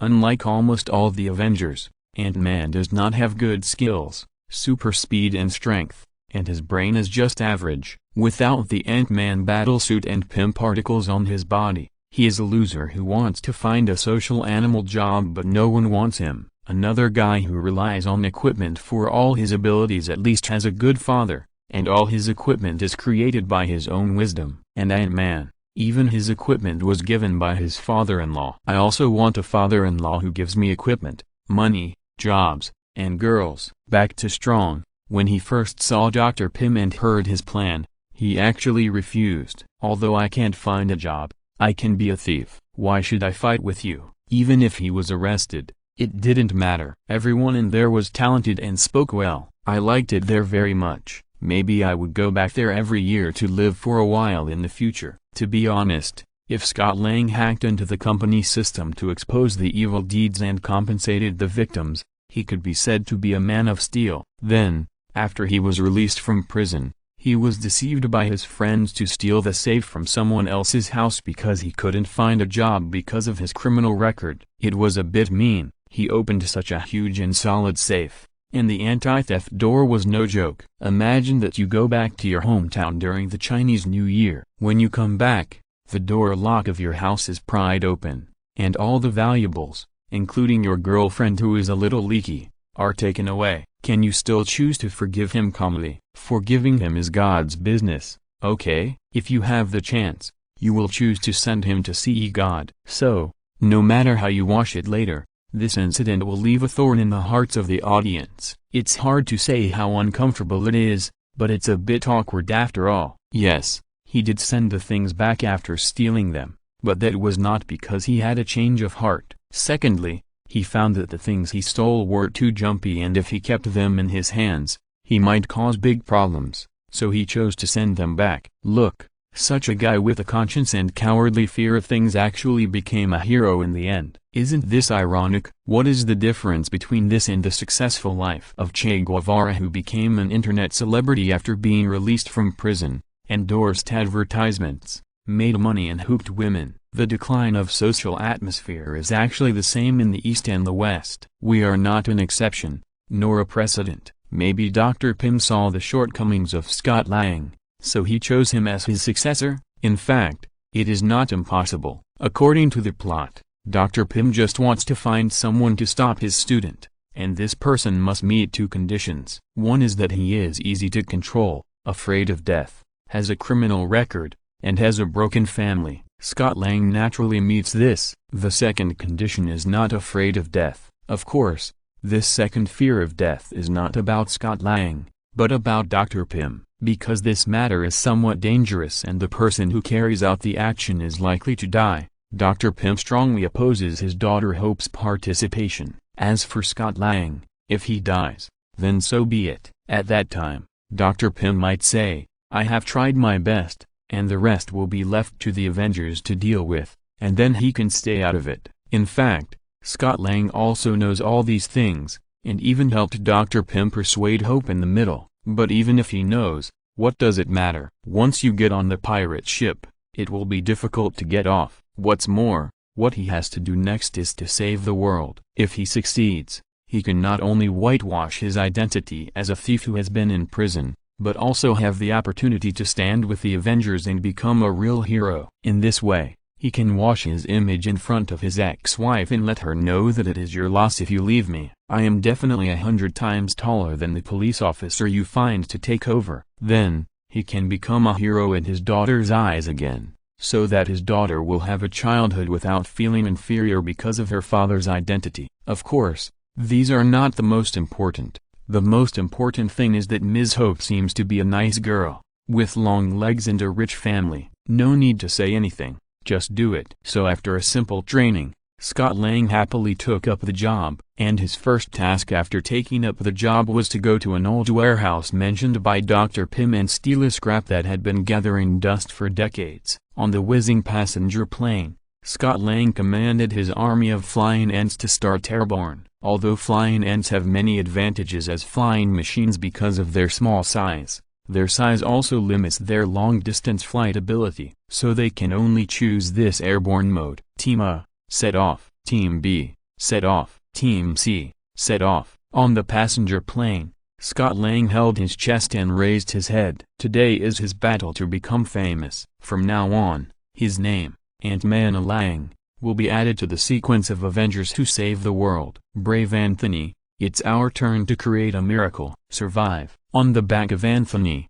the exclusive flying ant mount, Scott Lang went down with high spirits. In the distance, Dr. Pym sat with Hope calmly in the Ant-Man base camp, eating hot pot and singing songs. Then, Scott's exclamation was heard from the speakers. Red Razor. Hank, didn't you say this is an old warehouse?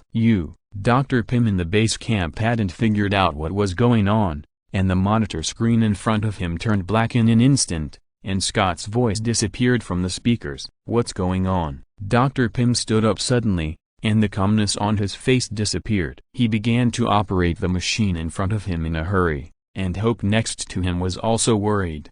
However, after a few minutes, everything was the same as before, and they lost Scott just like that. And above the Avengers base, Scott, sitting on the flying ant, felt like Gulliver who accidentally broke into the land of giants, and he was the kind without clothes. Being surrounded by several big men who were hundreds of times taller than him, he couldn't run away, and could only be fixed in the air and criticized by others. What should he do if he couldn't fight or run away? He was waiting online anxiously. At this time, only one sentence flashed through Scott's mind. Hank, you are a jerk. You are cheating me.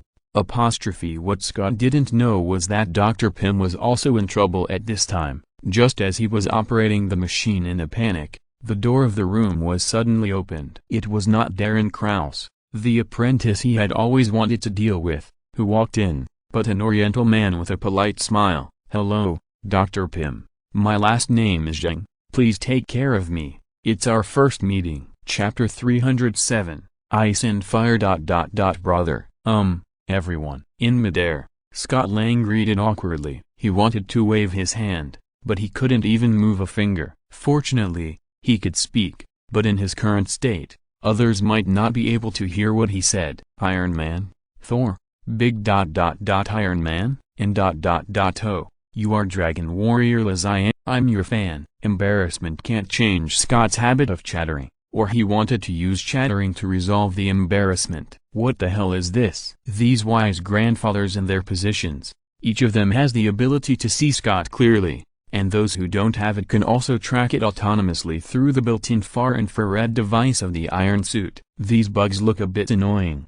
Thor's hammer lit up with lightning. For some reason, he is very unhappy now, so his temper is particularly bad. Wait a minute. Tony stopped Thor. These are not ordinary bugs, although they are not worth much. But it's very troublesome to leave them here. Thor's hammer shook, and a bolt of lightning shot out, knocking off half of a small hill on the ground. Shan, what did I do wrong? Wanda looked around and said, how about I take them away, and you guys continue? Vision flew up from a pit on the ground covered in dust. Go on, I think I can still do it. After the few people agreed, Wanda waved her hand directly, and the magic power in her hand was activated, pulling Scott and his army of flying ants who were fixed by the telekinesis of the small universe to move to the side. What is your name, beautiful lady? I don't think I have seen you before. Are you a new member of the Avengers? Scott was awkwardly moved away while charging, and he was still trying to get close to Wanda halfway. I am Wanda Maximoff, the Scarlet Witch, and a student of teacher Lazian. To Scott's surprise, Wanda not only heard his voice, but also answered. This Avengers newcomer with amazing appearance seems to be easy to get along with. At least his attitude is much better than Hope's. I just don't know if his family has money. Hello Miss Scarlet Witch, I am Ant-Man. Scott wanted to introduce himself and say that I am a hero who is motivated by interest, But before he finished speaking, he was interrupted by a huge explosion. Boom, boom. At this time, Thor's eyes rolled back. He represented the glory of the North god. At this moment, the god King Odin, the god Queen Frigga, the god General Sif, and the little brother Lwo felt offended again. He felt that he was not fighting alone. He was not alone. The sky, which was clear just now, was like the end of the world. Huge dark clouds swirled, and countless electric snakes surged and rolled. The whole sky was like a pulsator washing machine with a leakage, manic and terrible. Under the dark clouds, Iron Man, Giant Armor Banner and Vision stood in 3 directions, each accumulating energy for attack, waiting for Thor to thunder, and then they would focus their fire to attack. That's right, Thor was not fighting alone. 4 people besieged him at the same time. No matter the momentum or the scene, it was spectacular. Scott on the side was completely dumbfounded. Little, big sister, what's going on? Did the Dragon Warrior cheat on those Avengers? Why are they like this? With such an attack, I would be slag in a few minutes. My father-in-law is really mean. Wouldn't it be better to report Lawrence to the Avengers directly? Why do you have to push me out? Wanda looked at Lizzie in the field with shining eyes, although she thought that she would definitely die if she went up to fight with such an attack. The other party would definitely not. Although the teacher did not condense the ice shield that resisted the energy beam before, she just believed that the teacher hid away. Don't talk. Watch carefully. This is the daily training of the Avengers. If you want to be a superhero, you have to adapt to our rhythm. Scott almost peed himself. What do you mean? Such a manic battle. You actually call it a daily routine. Why don't you let me go home? No, send me back to prison. The Earth is too dangerous, not suitable for a weak chicken like me. It's a pity that I can't catch the flight just now. By the way, thinking of the flight just now, Scott suddenly had another question. When I came just now, the weather was pretty good, so… Is this the beginning? Wanda snorted. Didn't you see that the old man was furious? If it was the beginning, would he be like this? They have been fighting for almost 3 days and 3 nights. Influenced by Lizzie, Wanda's personality is rapidly collapsing. That's right, since Lizzie said that he wanted to fight 4 people alone.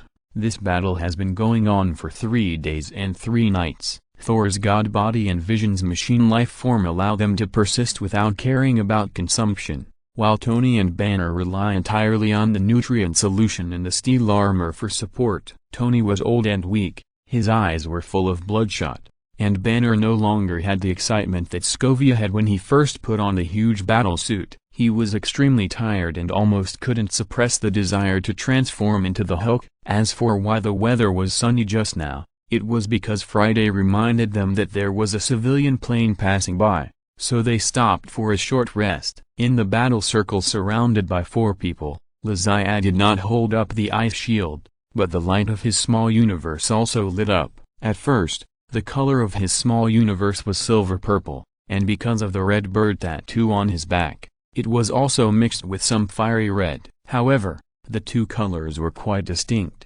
just mixed together, but not fused. And now, in his small universe, the silver purple and fiery red have completely merged together, turning into a metallic yellow, which is exactly the color of the gold small universe. This is the first time that Lizzie has opened his small universe to the maximum, bursting out the aura of the gold saint. For a moment, the dark clouds in the sky were reflected yellow, and even seemed to be unable to hold back. Since you're so sincere, I'd be embarrassed if I don't take it seriously. Well, let me show you my complete state. Lizzie turned his gaze to Tony. You've always wanted to know what abilities above the Silver Saint look like, right? Watch carefully and record them. Such opportunities are rare. After that, the light of Lizzie's microcosm began to change shape, and in a moment it became the shape of a firebird. It was bathed in fire, but its hair was as crystal clear as crystal. A firebird with feathers condensed from ice crystals, but covered with blazing flames. This is the new image of Lizzie after the fusion of the Suzaku on his back and the Cosmo of the Giant King. Ice and Fire. Brother. Chapter 308 Gold Saint Lizzie. The people around him were upset when they heard Lizzie say that it took them 3 days to finally get him to take it seriously. Although this seemed to be true, It was still unpleasant. Then the unpleasantness turned into anger, anger turned into rage, and rage turned into a desperate full-out attack. In 3 days, Zodiac finally succeeded in exhausting the 4 people's rationality and personally broke the fuse in their hearts that told them to hold back a little and not to really get into trouble. The next moment, a bucket. A water tank. No, it was actually thicker than it looked, with a huge lightning bolt of at least 10 meters in diameter, and the scene was like plowing the land with space-based weapons. Wanda had already taken Scott hundreds of meters away before the lightning fell, otherwise the sound alone would have shaken him apart. At the same time as the lightning fell, the 3 people around him also launched their attacks at the same time, and 3 beams of light focused on Zodiac. Although they were not as powerful as the ones in the sky, they could not be ignored. In the field, Zodiac looked at the overwhelming attack and smiled excitedly. An attack like this is worthy of my punch. Come on, take my ordinary light-speed punch. Amidst the lightning and lasers, a golden light suddenly lit up, and then Scott's eyes, which were already blinded by the various lights, were completely blinded. What happened? Tell me later. Scott only had time to tell Anthony under his crotch with his consciousness, and then he fell into a coma. Although Wanda next to him was better, her face was livid, her eyes were scattered, and her consciousness was a little messy. On the ground, Quicksilver, who was watching the fun and eating melon seeds, grabbed Loki's ankle, and then his body turned into a stream of light and ran out. With his foot speed of 100 times the speed of sound, he could escape from this place of trouble in less than half a second. However, he ran less than 200 meters before his body fell to the ground with a plop. Loki, who was caught in his hand, flew out like a javelin, his expression still lingering on the deliciousness of the melon seeds. After several 0s and 1 seconds, a golden beam of light shot up into the sky, knocking away 3 laser launchers, shattering the lightning in the sky, and even instantly dispersing the clouds in the sky. The nearby atmosphere was also implicated and vibrated violently. Outside the atmosphere, a small celestial body that wanted to turn into a meteor in the sky and light up itself to amaze the world was directly vaporized. After the beam of light flew out of the atmosphere, it still flew outwards without losing its momentum. In a moment, it turned into a meteor of light and disappeared from everyone's sight. On the field, Thor and his 4 companions fell to the ground in embarrassment, and even Vision had a frustrated expression on his face. For 3 days,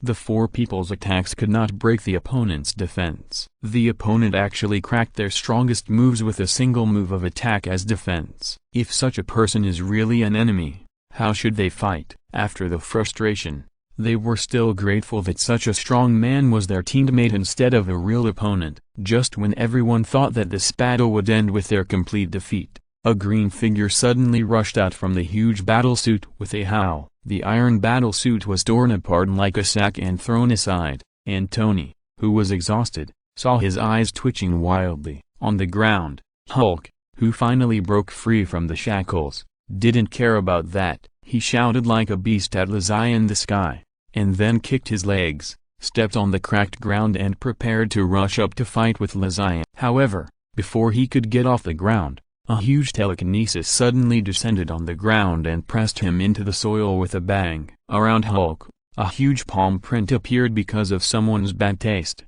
which was exactly the same as the legendary Ming scene. In midair, Zodiac slowly fell down. The ice and fire ninefold bird formed by the small universe on his body, it has not dissipated yet, and it looks majestic, like a god descending from heaven. Is this the power of the Golden Saint? Tony turned over on the ground, spread his limbs, and tried to reduce the pain and fatigue in his body. The expression on his face became more sad. Yes, Zodiac nodded. After spending so much time, I finally reached this realm. That punch just now was the legendary Lightspeed punch. To be honest, it was quite powerful. I was shocked myself. To be honest, Zodiac was really a little scared. Fortunately, the punch just now was thrown at the sky. If he had been so anxious that he had thrown it at the ground, with that power, I'm afraid the Earth's crust would have fallen apart. Many people used to say that the Gold Saints could explode stars. Although Zodiac agreed, he didn't have any direct feelings. After all, in the comics, the Saints fought to the death. and the Athena's wonder that was said to have the power of the Big Bang only made a hole in the ground. It was obviously a lot of thunder and little rain, and the power didn't match the explanation. But when he really reached this level and really raised his hand to punch through the atmosphere with a light-speed punch, he really felt how powerful he was. And then, he was deeply worried. It's less than 700,000 words, and he's already invincible. According to the strength setting of the Marvel Cinematic Universe, he can basically sail smoothly in the following plots. Be it Hela or Thanos, the light-speed fist will teach them a lesson in minutes. The loneliness after being invincible may be the reason why the author has been suppressing his strength and even almost made him stay at the silver level for life. But Lazai has a hunch that his future life will definitely not be as lonely as he imagined. It used to be just an illusory imagination, but now that he has learned the light-speed fist and his small universe has truly reached the seventh sense, he has a new view of his current situation and a sense of the future. Maybe the future that Tony saw when he was controlled by Wanda will become the present world. No, not maybe, it should be certain. Thinking of what the previous generations of Gold Saints said when they appeared, Lazai has even roughly guessed the future that is about to happen. This world may become another battlefield for the Saints. It can't end right after leaving the small black room. Really strong, I'm afraid. Tony pondered for a while, and sighed helplessly. I'm afraid that even if I develop anti-Saint armor, I can't resist the real Gold Saint. After all, I'm just a mortal. Compared to him, I'm just a mortal. Thor's hammer fell to the ground, and for the first time in his life he became extremely depressed. When he heard Loki talking about Hela, his confidence was not shaken at all. But at this moment it seemed to collapse. Vision didn't speak, but his thoughts were similar to the two. Only Hulk, who was pressed to the ground, was still struggling with his neck stiff. Chapter 309. Those who wear explosive clothes are not cowards. No, what's with that expression on your face? Seeing everyone's defeated look, Lazai couldn't help but frown. At this time, shouldn't you kneel down to me and shout that Saint Lazai is mighty and Lord Giant Lazai is charming? Tony rolled his eyes at him, then closed the opened mask and asked Friday to block his hearing. Having just suffered a huge blow in strength, Tony really didn't want to be verbally abused again. Thor looked down at his Thor's hammer, saying nothing. It was unknown what he was thinking, but it was obvious that he didn't listen to what Lazai said just now. As a newcomer, Vision had just entered the workplace and was a little overwhelmed by the current situation, so he pretended to be frozen, with a wooden face and no expression. Only the Hulk on the ground was struggling hard with red eyes under the telekinesis. Roar! Sure enough, among the Avengers, you are the only one who is still a reputable man. Lazai looked at the Hulk who had expanded countless times but could not burst his suit pants, and gave him a thumbs up. Sure enough, those who like to burst their clothes are not cowards. However, after seeing this thumbs up, the Hulk on the opposite side instantly trembled like a Red Bull seeing a red cloth. Fuck, what's going on? Lazai looked at Hulk in astonishment. Others didn't know, but in his perception of the small universe or energy index of Hulk was rapidly rising. Soon, Hulk's energy index had surpassed the energy level in Lazai's memory, and it was still rising rapidly afterwards. Speaking of which, Lazai had only seen the fighting form of Hulk twice. Because of his appearance, Hulk's appearance rate has been steadily and significantly reduced. The first time was in the Twisting Waste guest city, when Lazai was rubbing the abomination on the ground. Banner on the helicopter directly transformed because of the stimulation of Lazai's small universe, and then joined the battle. The two fought from the city to the outside of the city. In the end, the two fought for a whole night, and the Hulk almost broke the armor of the Giant Lord, but it was not really broken. The one who broke it was the destroyer of the God of War. Lazai forced the seventh sense of the microcosmic energy to burst the already disabled armor. The second time was still in the Twisting Waste guest city, but this time the two were not opponents, but teammates. They faced the invasion of the Chitauri together. This time, Hulk turned into the King of Destruction and used 81 hammers to level the whole process. The whole process was fun and exciting. The Hulk appeared twice each time, and he was extremely fierce. He was completely different from the Waste in Avengers 3 who was beaten by Thanos and became autistic and dared not come out. Zodiac didn't know why Hulk was set as a waste in the movie. After all, this is a big muscle man with muscles even in his head. He should not have the word fear in his cognition. Maybe it was a technical cut? After all, it is a real-life movie. In order to accommodate Iron Man's ability level, the strength of everyone was reduced in proportion, otherwise it would be too much of a show. If you don't understand, don't think about it. Anyway, in front of Zodiac, Hulk's strength is constantly increasing because of anger. Perhaps because he was suppressed by Banner for a long time and was not allowed to come out.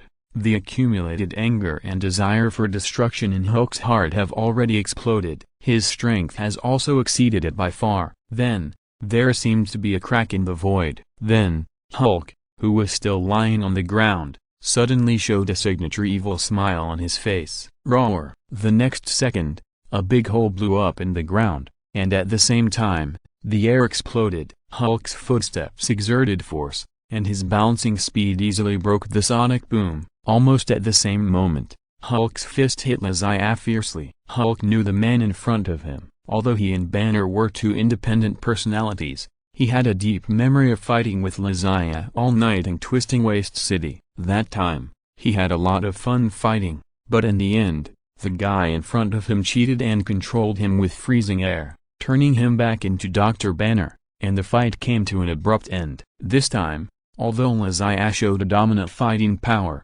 Hulk knew that he was different from before. Under the stimulation of Zodiac's golden little universe, the gamma energy in Hulk's body began to run wild, and as his emotions got out of control, the strength of his body increased dramatically again. Now Hulk was not afraid of the attacks of the two Tonys and Vision. He also didn't think that this was his limit. The runaway gamma energy told him that he was still far away from his limit. Hulk's fist hit Zodiac hard, or more precisely, hit Zodiac's outstretched palm. There was a loud bang, and the air wave created by the intersection of the fist and the palm directly exploded into a small mushroom cloud on the spot. The two Tonys and Vision next to them were directly blown away by the air wave and fell to the ground hundreds of meters away. Fortunately, Tony's battlesuit helmet covered his face, otherwise he would be disfigured if he didn't die. After catching their bodies, they found that the smoke and dust from the blast completely covered the area of more than 10 meters around the two people, and they couldn't see the situation inside for a while. Wait a minute, let's talk about it after the smoke and dust dissipates, Tony thought to himself, and then he found that the smoke and dust were getting bigger and bigger, and soon a huge storm several dozen meters thick was rolled up on the spot. Red Razor, these two people won't cause a tornado. In this part of the United States, it is not considered a new year if there are no tornadoes every year, and every time a tornado passes through, it will bring great disasters to the people. Although the place where the two people are fighting is empty and there are no residents, the Avengers base under construction is not far away. Even Tony, who doesn't take money seriously and likes to buy buildings and smash them for fun, can't help but have a headache. He used to smash buildings to show off, but these two guys smashed buildings because they were too excited. The concept is completely different. In the storm, Zodiac had no idea what Tony was thinking. To be honest, he was really a little excited. It's been a long time since I swung my arms and punched like this. Although the Saints fight with their fists, they are actually energy warriors. They send out shock waves. Their postures are handsome and their special effects are cool, but when it comes to the level of passion, they are still a little different from the fist-to-flesh Dragon Ball. Yes, Dragon Ball also sends out waves, and they are big waves, but the magnification is very rare. Most of the time, it is still a confrontation of strength and speed. Only at the very end will a wave be used to completely destroy the enemy. The Saints send out waves as soon as they go up, and then add all kinds of operations such as fire, ice, lightning, and tattoos to weaken the impact of the fists. After Zodiac became a Gold Saint, he dared not to swing his fists casually, for he was really afraid that he would blow up the earth in a minute. Now, there is a guy who is not afraid of death, not afraid of being beaten to death, and can't be easily killed as a sandbag, and Zodiac is also very interested.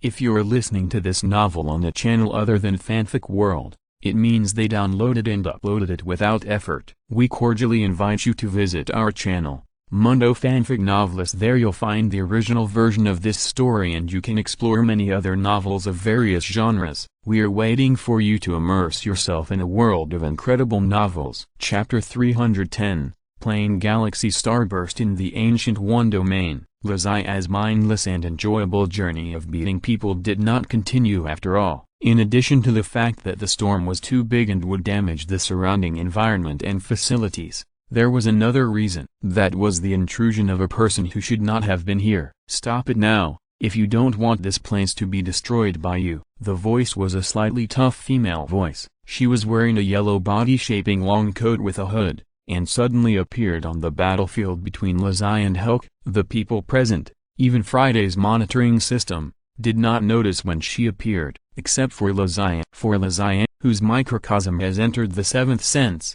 even if a mosquito in the sky farts in the place where his microcosm perception is spread, he can clearly tell whether the person whose blood was sucked by the mosquito just now is fat or thin. So the moment that person appeared, Lazia had already stopped what he was doing. And when the woman spoke, Lazia directly grabbed the waistband of his pants with one hand and lifted Hulk out of the smoke, and slowly came to the person. This scene is very Dragon Ball. Plop. The unconscious Hulk was thrown next to Tony to prove that the Avengers are never alone and come together when they are hurt. However, the Avengers no longer cared about the unconscious Hulk. Everyone's attention was attracted by the yellow-robed woman who had just spoken. Lazia landed directly in front of the yellow-robed woman. "What's your name, friend?" With such a dress and such an aura, who else could it be but Master Ancient One? Of course, Lazia recognized this hidden boss at first sight, but he did not reveal his identity in order to avoid troublesome explanation.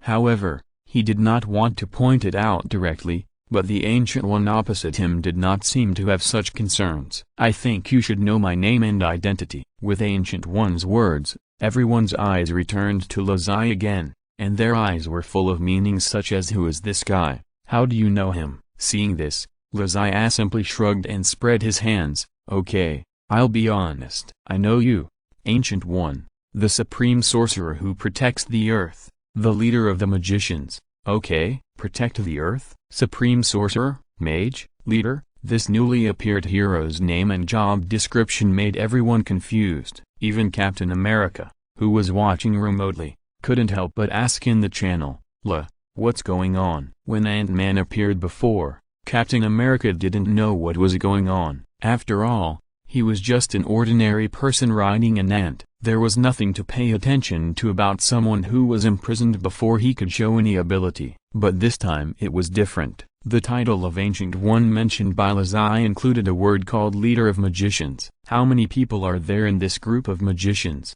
How strong are they? And what is their camp? For a moment, too many questions flashed through Captain America's mind. Although as an old man in his 90s, he didn't need to think too much and just let the young people do it. But in fact, his sense of responsibility forced him to pay more attention to things that were far from his own strength. "Captain, I'll explain this to you later," Lazia said in the channel, and then looked back at Ancient One in front of him. "So, respected Master Ancient One, can you tell me why you're here?" Across from him, Ancient One slowly lifted his hood, revealing a fairly delicate face, and a bald head that was brighter than Fury's. In the safe house, in the warehouse of Agent Barton, codenamed Hawkeye, Liu Dan, who felt that someone was COSing him and not cosing him well, snorted fiercely. "Since you know my identity, why don't you try to guess why I'm here?" Ancient One raised her head and chuckled. Although she was not as tall as Lazia, her aura was not weak at all. "I think, with your ability, you should be able to guess it." Lazia nodded, and the image of the ice crystal fire phoenix microcosm that had been hidden on her body reappeared. "I understand. Come on, make your move. I will do my best and will never let you down." Guyi did not make any move. He just put his hands behind his back and looked at Lazia. "You like to joke a lot, but you don't pay much attention to the occasions for joking. Whether in the East or the West, this is not a sign of being too stable. To be honest, I don't understand why you were chosen to come to our world." With this sentence, Everyone was shocked. The amount of information in this sentence was a bit too much. Even Lazai was shocked and couldn't keep a smile on her face. Master Guyi, what do you know? Seeing Lazai's expression, Guyi frowned, but then relaxed again. It seems that you don't know much, I thought. At this point, Guyi used a trick that all charlatans like, saying half and hiding the other half,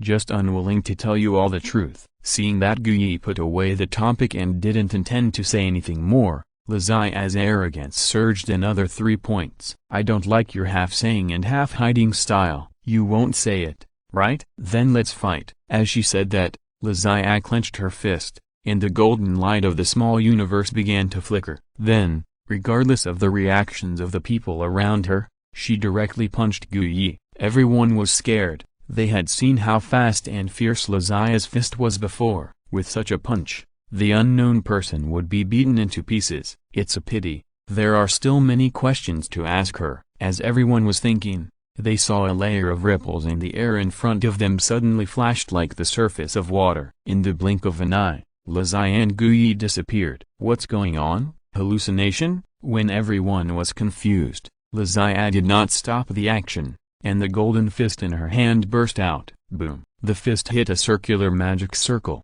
making a loud noise, and the ground within dozens of meters around was collapsed by half a meter. Lazai retracted her fist, looked around, and then looked at Guyi, who was thrown several meters away by her punch. Space rift, or a mirror image? If I'm not mistaken, this is no longer the real world, right? Guyi put away the broken magic circle and nodded.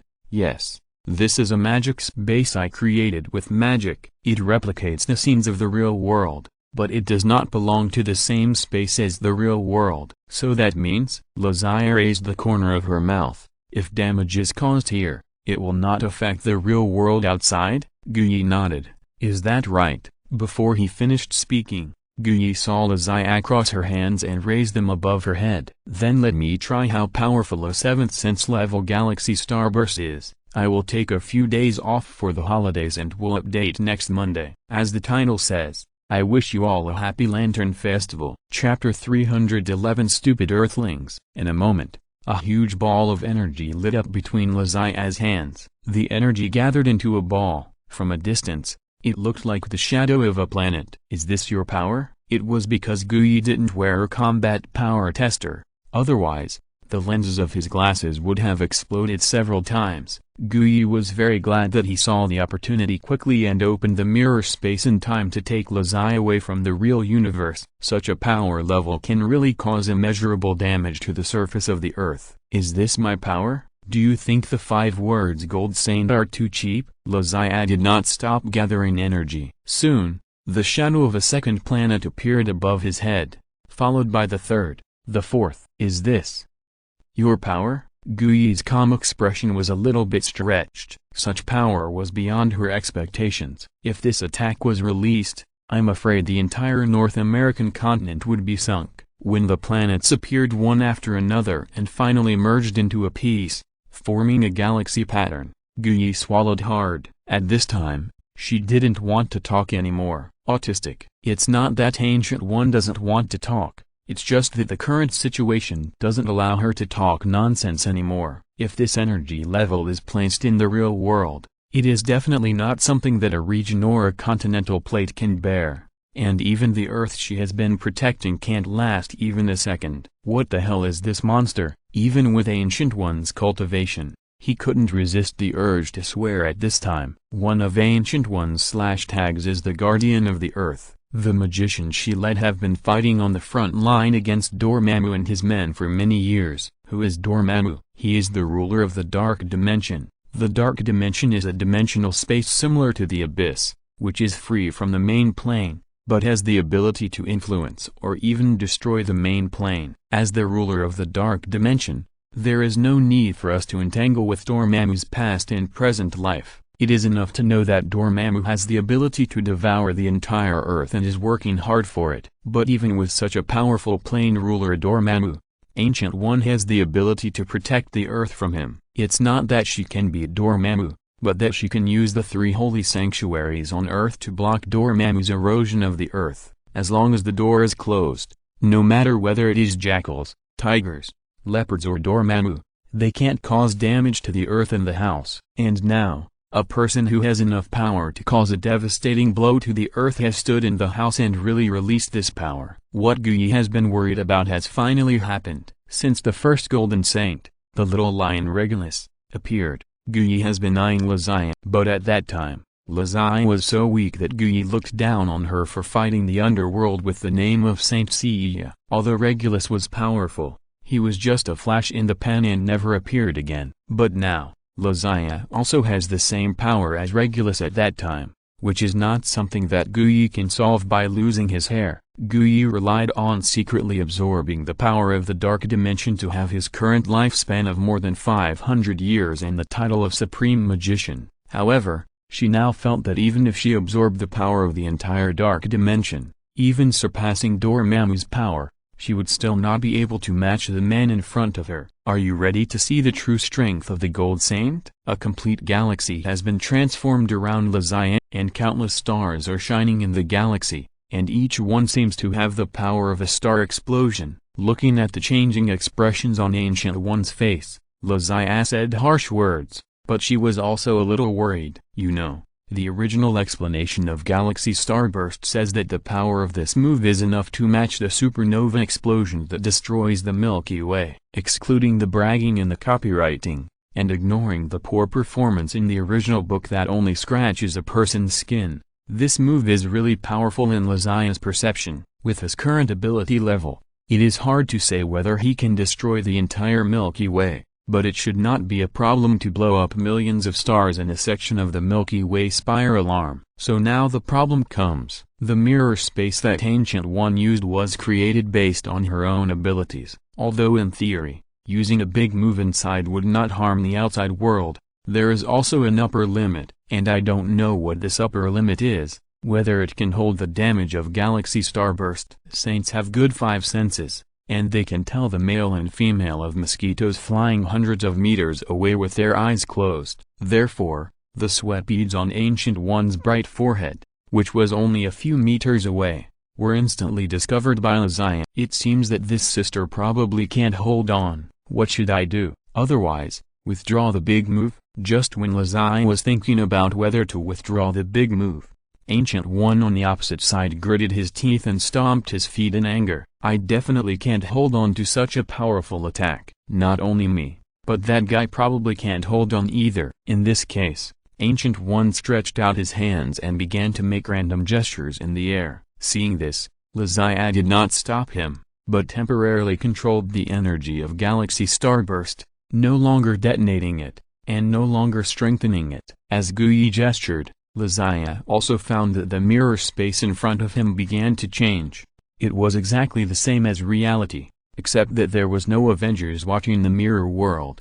The surrounding scenery began to blur, and some black and purple fluorescence appeared. Soon, these black and purple fluorescence gathered into pieces, and then continued to expand, and began to devour the surrounding world like color dripping into water. But in a moment, the scene of the Avengers base around them disappeared completely, and was replaced by a world composed of black and purple fluorescence. In this world, time and space seemed to have no meaning. There were strange black and purple or black and green spheres everywhere. These spheres had spikes and tentacles, and emitted disgusting light. The whole world was like a bacteria culture medium marked with fluorescent agent. Lazai and Guyi were standing on two large bacteria, one on the left and one on the right, and other types and colors of bacteria around them were sitting and rolling unconsciously. What is this? As soon as Lazai said this, a gap suddenly opened up beside them, and then turned into a huge aperture with a direct area of more than 10 meters. No, that was not a circle of light, but the face of a huge humanoid creature. The circle of light they saw was not just a pupil of that creature. Welcome to the Dark Dimension, stupid Earthlings. Chapter 312. Eat My Galaxy Face explodes. As the ruler of the Dark Dimension, Dormammu is actually quite boring. No matter who you are, when you have a long life and enjoy the pleasure of strength and power, all that is left is emptiness. In this dark dimension with a strange shape, he got the power he wanted, but he also lost the joy of being a human being. As a life form composed of energy, Dormammu can't even feed himself if he wants to. Well, these are just ordinary people's guesses about the strong, just like the farmer's guess that the emperor eats white flour buns for every meal and hoes the land with a golden hoe. The real Dormammu is not boring, because his power is not strong enough to make him bored. Invincible will make you lonely, and Dormammu is on the road to loneliness. As the Lord of the Plane, Dormammu's power all comes from the world of the Dark Dimension, and similarly, the larger the Dark Dimension, the greater the power Dormammu will gain. So in his long life, Dormammu has been controlling the Dark Dimension to constantly devour other worlds in order to expand his territory and enhance his power. The main plane where the Earth is located has always been the object of Dormammu's covetousness. However, there has always been a nasty guy on the Earth who has been blocking his way to the Earth. The person who made him hate to the bone was the Supreme Sorcerer Ancient One. Today, when the two entered the Dark Dimension, Dormammu discovered it and appeared in front of them. After opening his 10-meter-wide non-alloy dog eyes, Dormammu just said a line and found that the guy he hated the most appeared in front of him. Ancient One, a person who secretly stole power from the Dark Dimension, but in turn prevented darkness from eroding the Earth. Dormammu hated Ancient One's sneaky behavior, but at the same time he was also grateful to her, because there is no impenetrable wall in this world. If you don't want others to know, you must not do it yourself. Since Ancient One did this, it is inevitable that people will know it. So, among his apprentices, a guy named Xilius appeared. As a disciple of Ancient One, Xilius's talent is naturally good, otherwise he would not have become the best among Ancient One's apprentices and discovered Ancient One's secrets from ancient books. But it is true that this disciple has good talent, but he has not reached the level of Ancient One, let alone her level. Moreover, even if he has the talent of Ancient One, he does not have as much time as the other party to turn his talent into ability. So after discovering the shortcut of drawing power from the Dark Dimension to become stronger, this guy did not hesitate to become a believer of Dormammu. Not only did he absorb the dark power to become stronger, but he also had to break the seal of the sanctuary on the Earth and put Dormammu on the Earth plane. By that time, after Dormammu absorbed the Earth plane, his power would inevitably increase greatly, and Xilius, as the greatest contributor, would be rewarded by Dormammu for being a little. At that time, the Supreme Sorcerer was nothing in his eyes. Xilius's idea was very good, but he forgot one thing. The Dark Dimension is not only like the Abyss in terms of perception, but also like the Abyss in essence. There is no such thing as credibility and honor in the Abyss. Going back on one's word and breaking one's promise are the daily routine here. Xilius seems to be getting rich by being a guide, which is obviously a pipe dream. Dormammu never intended to spare Xilius's life from the beginning. Of course, this is after he swallowed the Earth plane. Before that, Dormammu needs to kill the Ancient One, the stumbling block. However, although the Ancient One is absorbing the power of darkness, she always sneaks around to shoot, and when Dormammu finds her, she has already slipped away. So Dormammu has always hated this bald head but can't do anything about it. Maybe the Ancient One is enjoying the feeling that others want to kill her but can't. In any case, this time, the Ancient One, the biggest worry, has come to him, and Dormammu will not miss this once-in-a-lifetime opportunity no matter what. He must make sure that the bald Ancient One has no hair on his body. No, not a single speck of dust left. HMPH. Supreme Sorcerer, you stupid thief. It's fine if you sneakily stole my power, but you dared to break into my territory today. You are courting death. Dormammu opened his 20-meter-wide mouth and shouted with his own bass accompaniment. Dormammu has the confidence and face, at least in the Marvel Cinematic Universe. Even a strong man like Thanos was wiped out in the end, but Dormammu, as a villain, is alive and well. Doctor Strange, the successor appointed by the Ancient One,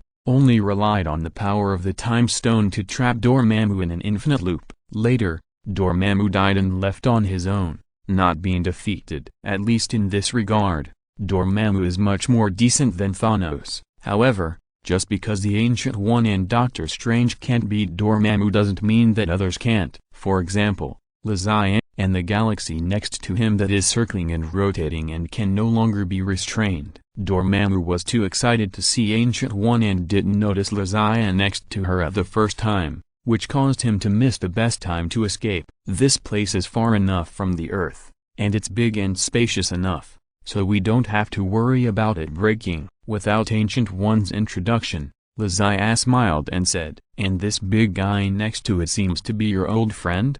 In that case, this gift that should have been given to you, let your old friend take it for you." As he spoke, the Milky Way in Lazia's hand became more and more dazzling. "Big guy, it's a waste not to use your face to take my big move. Don't be polite, please enjoy it." Galaxy starburst, as Lazia shouted. The shadow of the Milky Way quickly enlarged and covered Dormammu. Dormammu was not scared by the enlarged Milky Way, because he knew that it was all virtual, just the special effects of the move, but the ball of light in the center of the Milky Way that was getting brighter and brighter made his heart, which he thought was already invincible, tremble a little. What the hell is that? Dormammu only had a thought in his mind when the ball of galactic starlight hit his face. Then, a blinding light and a loud noise that even the deaf could hear exploded in the space. At this moment, Lazia did not hold back at all, and the small universe of the seventh sense exploded completely, feeding Dormammu a full version of the galactic starburst. Fuck. If Dormammu could still speak, this should be the line he wanted to say the most. Chapter 313, Too Strong. Lazia has always known that the power of the galaxy starburst is very strong, but he has no clear concept of how strong it is, until this moment, when the galaxy starburst released by the seventh sense in full form appeared. He realized that he was too wise not to test the power of this move on the main plane of the Earth. The dark dimension, the range of Lazia's naked eyes, was now all covered by dazzling light, not to mention the energy impact of the explosion. The light pollution alone was enough to cause irreversible and destructive damage to the human optic nerve. Of course, with Lazia's current ability and physical fitness, such light can't cause any substantial damage to him. In a word, the realm has been reached. Is this the strength of the Gold Saint? The Big Bang is just like this. Ancient One had quietly touched behind Lazia when he threw the skill, and blocked the power of the starburst with the help of his holy clothes. Yes, it's a bit too strong, Lazia sighed without looking back, so I have become a person who can destroy a small section of the Milky Way with just a wave of my hand. Gold Saint Seiya, this is too unfair. Lazia felt a little crazy, not because she suddenly became so strong that she couldn't accept it, but because of those fables Tony said before. In the fable, some people wearing armor like the saint's clothes will appear on the main plane of the Earth and fight. Lazia herself has just entered the seventh sense, wearing a silver saint's clothes, and has gained the ability to destroy the galaxy in minutes. Then what about those god warriors, sea warriors, and Hades warriors who claim to have the strength of the Gold Saints, and those who have surpassed the seventh sense and have a stronger eighth sense, even gods? If these beings really come to the Earth plane as Tony predicted, there is no need for the purple potato spirit to snap his fingers and randomly exclude the two weakest ones to fight. I'm afraid they will directly blow up this universe. The Earth and the Saint Seiya plane can't be damaged no matter how you play, because the Earth is the playground of the gods, and it is the battlefield of the gods that will be opened every 200 years. Since it is a battlefield, it must be strong. If it is destroyed casually, what is the viewing value? Besides, it is not as fun to watch clothes being destroyed as a battlefield being destroyed. Right? So in order to keep the theme environment of the battlefield intact, the gods have blessed the Earth with a barrier. This is the main reason why the saints in the Saint Seiya world can only knock down a wall and make a hole in the end. So, if we want to protect the Earth, the next step is to ask the gods for help to reinforce the Earth in this world. But the main plane of the Earth in this world is different. The Earth here is a wild Earth. There are not so many gods who care about and protect it, let alone the barrier. Those guys who are regarded as gods in this world can't learn from the Saint Seiya world next door even if they want to. As for the Nordic gods Odin and Thor who have appeared so far, they can't even protect their own divine domains, let alone the Earth. Or maybe, this world doesn't have the traditional gods, so the previous idea doesn't seem to work. But Lazai is not someone who gives up easily. The existence of Ancient One and the Sanctum Sanctorum gave him a good reference idea. Perhaps he could do something similar. On the other side, the power of the starburst had been fully unleashed. As far as the eye could see, all the giant bacterial spheres were destroyed by the explosion, but in the white light, there was something that survived. It was a tall humanoid figure with a bald head that was estimated to be hundreds of meters long and nearly 1,000 meters tall. If such a humanoid creature appeared, it would not even need to say a word, and the aura alone would be able to kill all the Avengers in seconds. But at this time, this tall figure did not have any majesty. His body, which seemed to be made of black and purple energy, was already somewhat tattered in the explosion of the galactic starburst. The most serious thing was his head, which was missing most of the head. At this time, it looked like a crescent moon, and with the broken body, it looked a bit scary. This figure was Dormammu, the owner of the 10-meter big eyes and 20-meter big mouth just now. At this time, the energy explosion of the galaxy starburst had gradually subsided, and the vast dark dimension was actually directly blasted into a huge vacuum zone, the distance of which was measured in light years. However, in this violent explosion, although Dormammu's body was already broken, he still stood up firmly. Human, your attack is very strong. Even the arrogant Dormammu had to admit that Lazai's attack was really strong, so strong that he had almost no way to resist. However, as the overlord of this dimension, Dormammu still had to have the right face. Although it is very strong, but it's just so.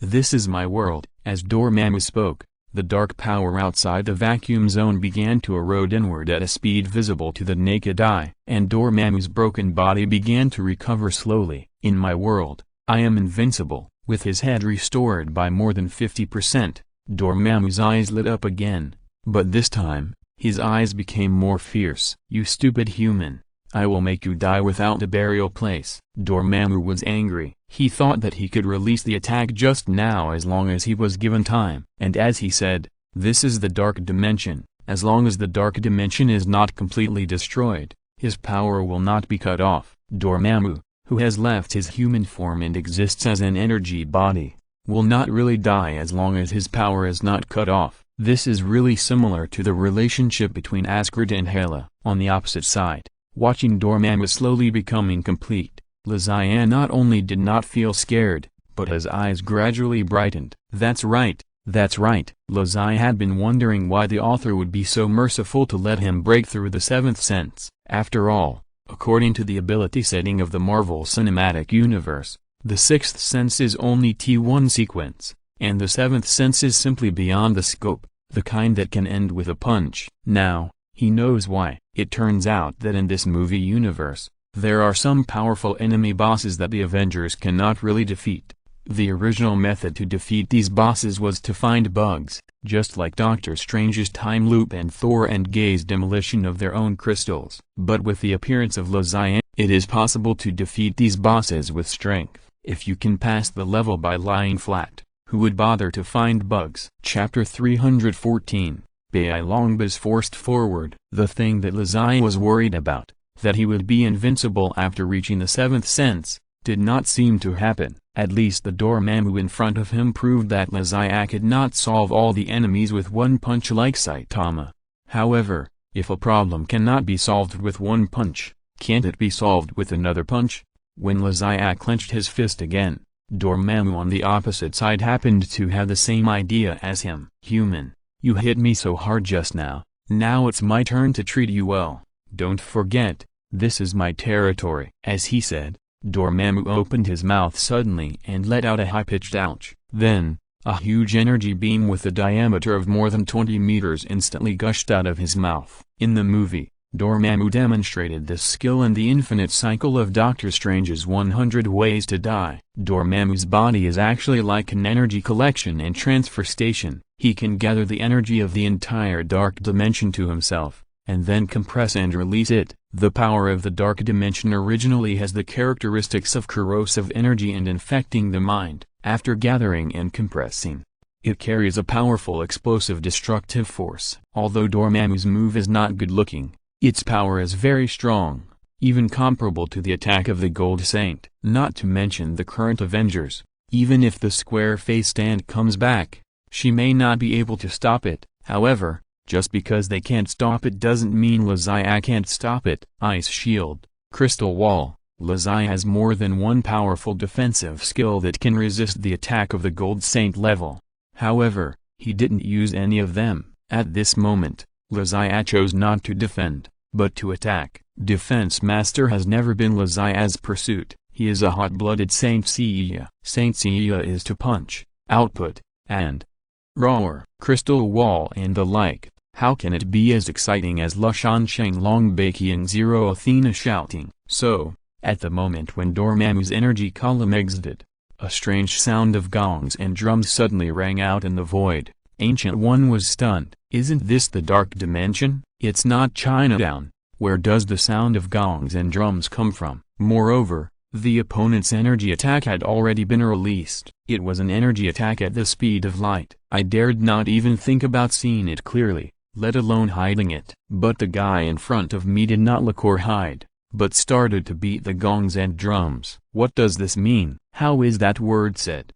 Dancing on the grave. Also, how can there be time to beat the gongs and drums in an attack at the speed of light? However, just when Guyi could no longer hold back his soul of complaints and was about to explode on the spot, Zodiac not only had time to beat the gongs and drums, but also took the time to pose, and then shouted first, and then slowly swung his arms. Guyi closed his eyes helplessly. This is blatant cheating. Okay, coach. This person is using external cheats. Lushan 100 Dragons. With a shout, Zodiac's palms pushed forward fiercely, and suddenly, countless dragon lights and shadows flew out of his palms, and collided with Dormammu's energy beam. Boom. Another huge explosion occurred in the space. Guyi simply turned around and stopped looking at the situation in the field. It was obvious that the other party attacked first, but you added sound effects and poses and then came back to attack first. This is simply not a human thing to do. Facing a cheater like Zodiac, Guyi felt that he had nothing to say except swearing. Unfortunately, she didn't seem to be able to swear. If Guyi knew that Beilongba had a skill to take off clothes, I wonder if she would choose to explode on the spot. As we all know, the skills of the Saint Seiya are continuous output skills. As long as the shouting does not stop, the output can continue. Even as the shouting increases, the output efficiency can be steadily improved. Well, by the way, the word lung capacity has no upper limit in the attributes of the Saint Seiya. So, after hundreds of dragon phantoms flew out and collided with Dormammu's energy beam and exploded, the same number of dragon phantoms flew out again, and they continued to crash into the beam. Boom boom boom. The loud explosions in the void continued. Dormammu had increased his absorption of the power of the Dark Dimension, and the dark power that was eroding the void in the distance had stagnated. But even so, he still felt it was not enough, because the energy beam in front was slowly getting shorter under the impact of the 100 dragon tyrants. At this rate, it would not be long before those dragons would hit Dormammu's face. It was because he opened his mouth to spit out energy beams that he could not speak, otherwise Dormammu would have cursed in the street. Didn't you just shout 100 dragon tyrants? There must be more than 10,000 dragons now. Why didn't you just shout 10,000 dragon tyrants? If I had known that you had such a strong endurance, I wouldn't have sprayed you. Damn, what should I do if I'm a little short of oxygen because I've been spraying for too long? As an energy body, Dormammu certainly doesn't need to breathe, so naturally he won't be short of oxygen. However, because of the continuous increase in output, the speed of gathering energy can't keep up with the speed of output, which makes his energy body a little overwhelmed. It was like a person who kept blowing air until his brain was deprived of oxygen, and the whole person was a little confused. Although it was only a moment, it was fatal in such a high-intensity battle.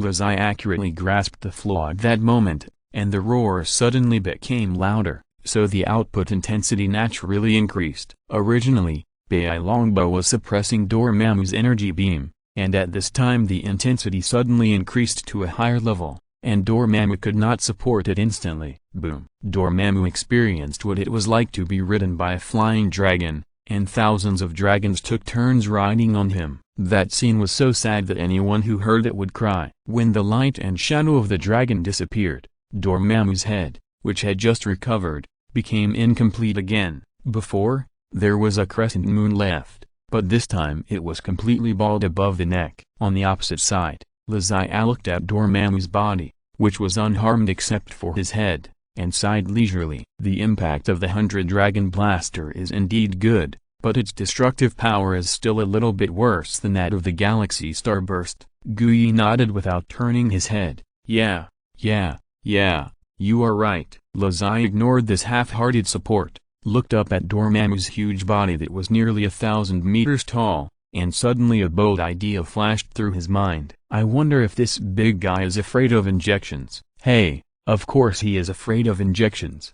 Everyone is afraid of that. He hurts. Guyi changed his way of support. Lizzie nodded. Okay, whether he is afraid or not, I will insert this needle to experiment. As he said, the originally smooth and neat nails on the finger he stretched out suddenly flashed red and turned into a sharp scarlet nail. Chapter 315 Dormammu's second transformation. A man with such long nails and scarlet nail art is really a bit abnormal. Guyi, who was watching Lizzie showing off her nail art from a close distance, also felt that it was a bit abnormal, but the abnormality she understood was not in appearance. It was in strength. Lizzie's strength was so abnormal that Guyi planned to become a monk when he returned, and then chant scriptures and ring bells, not caring about worldly affairs. With such a pervert, this earth does not need her protection at all. Of course, some people still hold different opinions. Although Dormammu in front of him lost his head again, he still did not accept the fate of failure,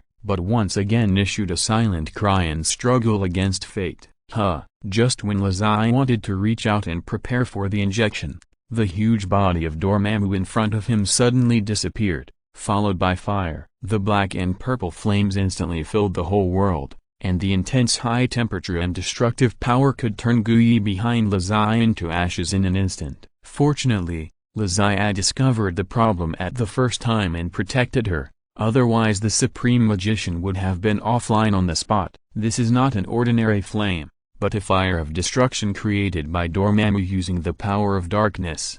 If you are burned by this fire, not to mention the body, even the soul will be indelibly damaged. Guyi explained to Lizzie the power of the flame in front of him, and at the same time, he also had some intention of defending himself. I just borrowed a little dark power. Compared with Dormammu, the real master of the dark dimension, I am naturally far inferior. Lizzie nodded in understanding. So, why don't you just leave? Since you are not even a younger brother to him, why don't you just rub the hearthstone and go back to the city? Guyi's old-fashioned face suddenly showed a trace of embarrassment. I'm sorry, from just now, I can't leave here. As soon as Guyi finished speaking, Dormammu's voice suddenly rang out in the sky full of fire. Humphrey, want to run? I have sealed off the entire dark dimension. No matter who it is, don't even think about leaving here. As he spoke, a human figure gradually emerged from the flames. It looked like Dormammu just now,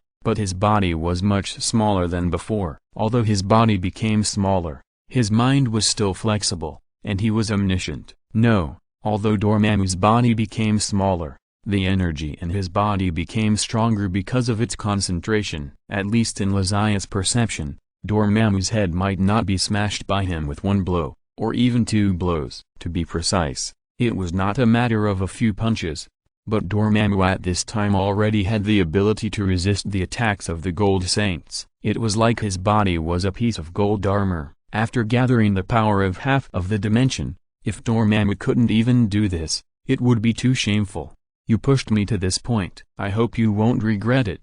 Stupid human. Don't you know how to say other lines now? You keep repeating stupid human. Stupid human. It sounds as unimpressive as what do you want? What do you want? It doesn't live up to his character as a powerful villain. Lizzie ignored Dormammu's harsh words, and even complained to Ancient One behind him as if the flames around him didn't exist. Ancient One's mouth twitched subconsciously. It seems that your focus has gone a bit off. Shouldn't you pay attention to the changes in his strength? His current strength has probably doubled compared to before. Just doubled.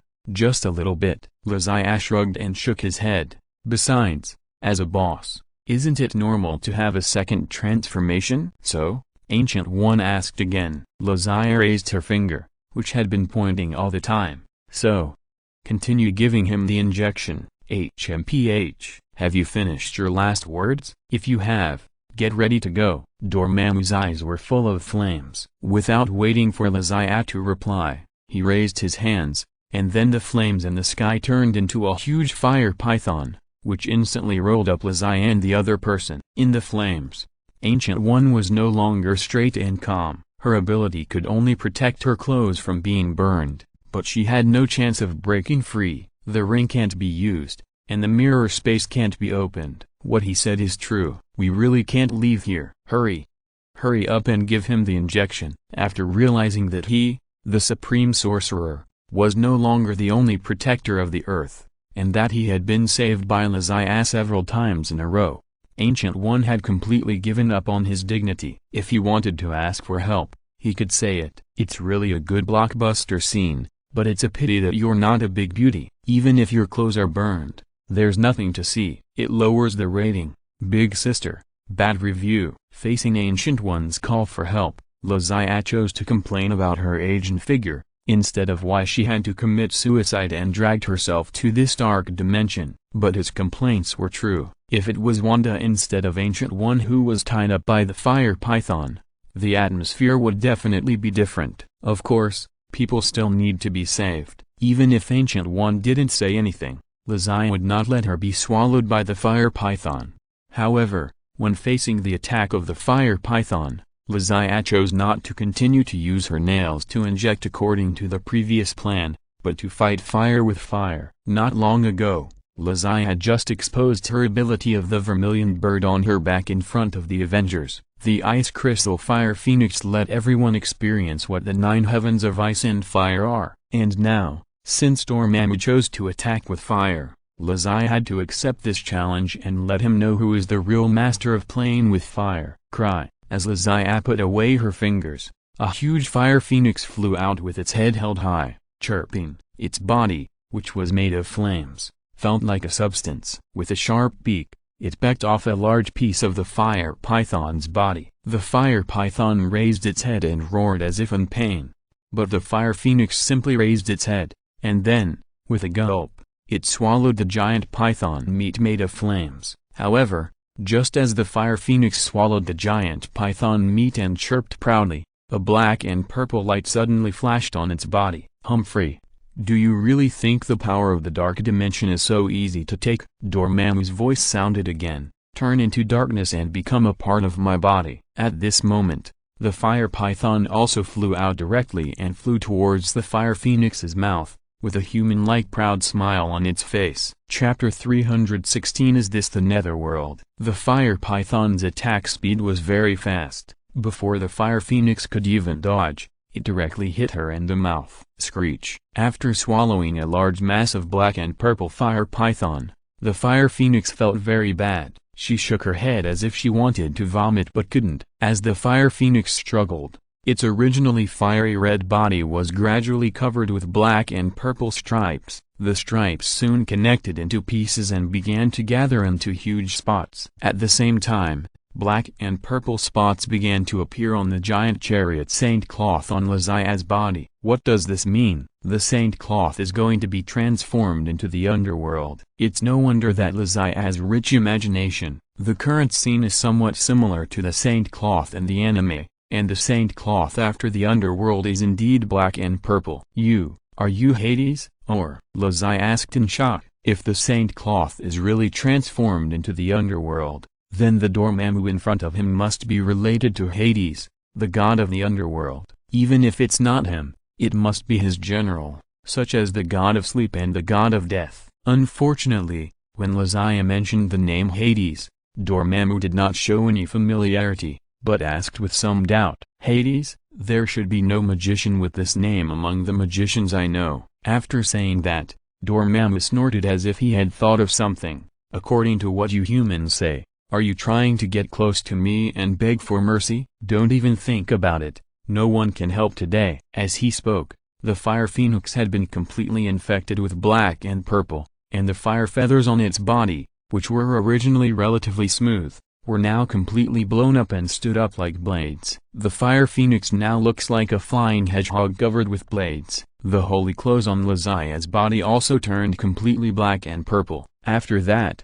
this dark power actually began to erode his mind. If he let it go on like this, even if he didn't become a Hades warrior, he would become a dark dimension warrior. Looking at Lazia, who had completely turned black and purple, Dormammu also showed a victorious smile on his face. HMPH, come on, keep on attacking, human. Okay, Lazia obeyed and wanted to continue punching, but he found that the holy clothes on his body not only did not obey his command, but also bound him like a cage. With the powerful restraint of the holy clothes, Lazia was restricted for a while, and his speed and strength could not be fully exerted. Oh my god, what is going on? Is the holy clothes going to betray? This is the holy clothes that Lazia has been through countless life and death with. When fighting against the destroyer of the divine domain, he was even willing to risk his own destruction to help Lazia defeat the enemy. How could such a holy clothes betray? Treason? Dormammu snorted with a smile. It's not betrayal, but abandoning darkness and joining the light. Your holy clothes have already thrown themselves into the arms of darkness. What about you? Are you ready to become a member of darkness? Lazia thought about it seriously, and finally agreed. Perhaps, what you said is also a good feasible plan. When these words came out, not only Ancient One, but even the villain Dormammu was stunned. Please, I am the big villain, so I said this to pull you into the group. Shouldn't you refuse to surrender and fight me to the end, and then be slapped into pieces by me? Ancient One's eyes widened. I just found a big thigh that can be entrusted with the mission. How come this thigh has become hostile before I have time to hug it? Even a waste like me can resist the temptation of the dark power. Great Gold Saint Seiya, can you please stand firm? Even if you refuse once, it will be fine. Then, something unexpected happened to Ancient One. Lazia, who was in the same camp, did not refuse the enemy's persuasion to surrender. But the enemy who persuaded him to surrender changed his mind. No, I don't accept you as a member of the darkness. You will devour and assimilate you, your consciousness will completely dissipate, and your power will become a part of my body. Dormammu approached Lazia and shouted at Lazia with his big mouth spraying sparks. Unexpectedly, Lazia seemed to smell a disgusting bad breath. Dormammu in front of him had already transformed into an element. His body didn't even have digestive organs, so theoretically he didn't have bad breath, but Lazia could feel it. Raising his hand, Lazia gently fanned his nose and said softly, "It stinks." Dormammu was stunned. He was not surprised that Lazia smelled his bad breath, but that Lazia, who was supposedly bound in darkness,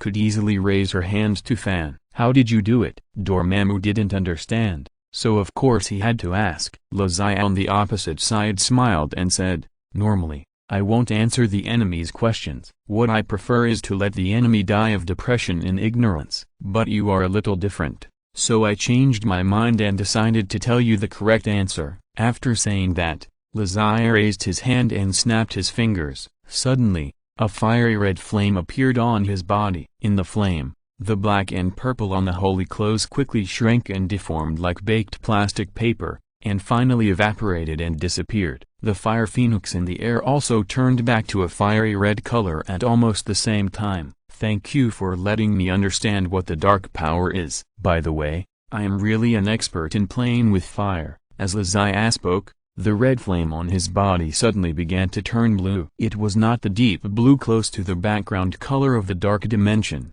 but a faint transparent blue. Before, when Lazia knocked off Dormammu's head twice, he found a problem. In this dark dimension, although his attack was very powerful and could knock off Dormammu's head or even his entire body, in fact, he only broke up the opponent's body. Such an attack is not enough to cause real actual damage to Dormammu. Because this is the dark dimension, a plane similar to energy, Lazia's microcosm's ability to destroy matter at the atomic level does not work well here. If you want to find a way to truly destroy the dark power, you must first understand the principle of the dark power. Therefore, Lazia let his microcosmic back pattern transform to peck at the fire python, and then let Dormammu's dark power erode the holy clothes. What he has to do is to reverse analyze the principle of the dark power. Even if Dormammu were told these things, he might not believe them. Unfortunately, Lazai has already done it. End of this chapter. Thank you very much for reaching the end. Don't forget to like. Looking for more exclusive content and immediate access? Subscribe to our Patreon. Remember, every like, subscription, or donation encourages us to continue. Thanks to everyone. See you in the next video.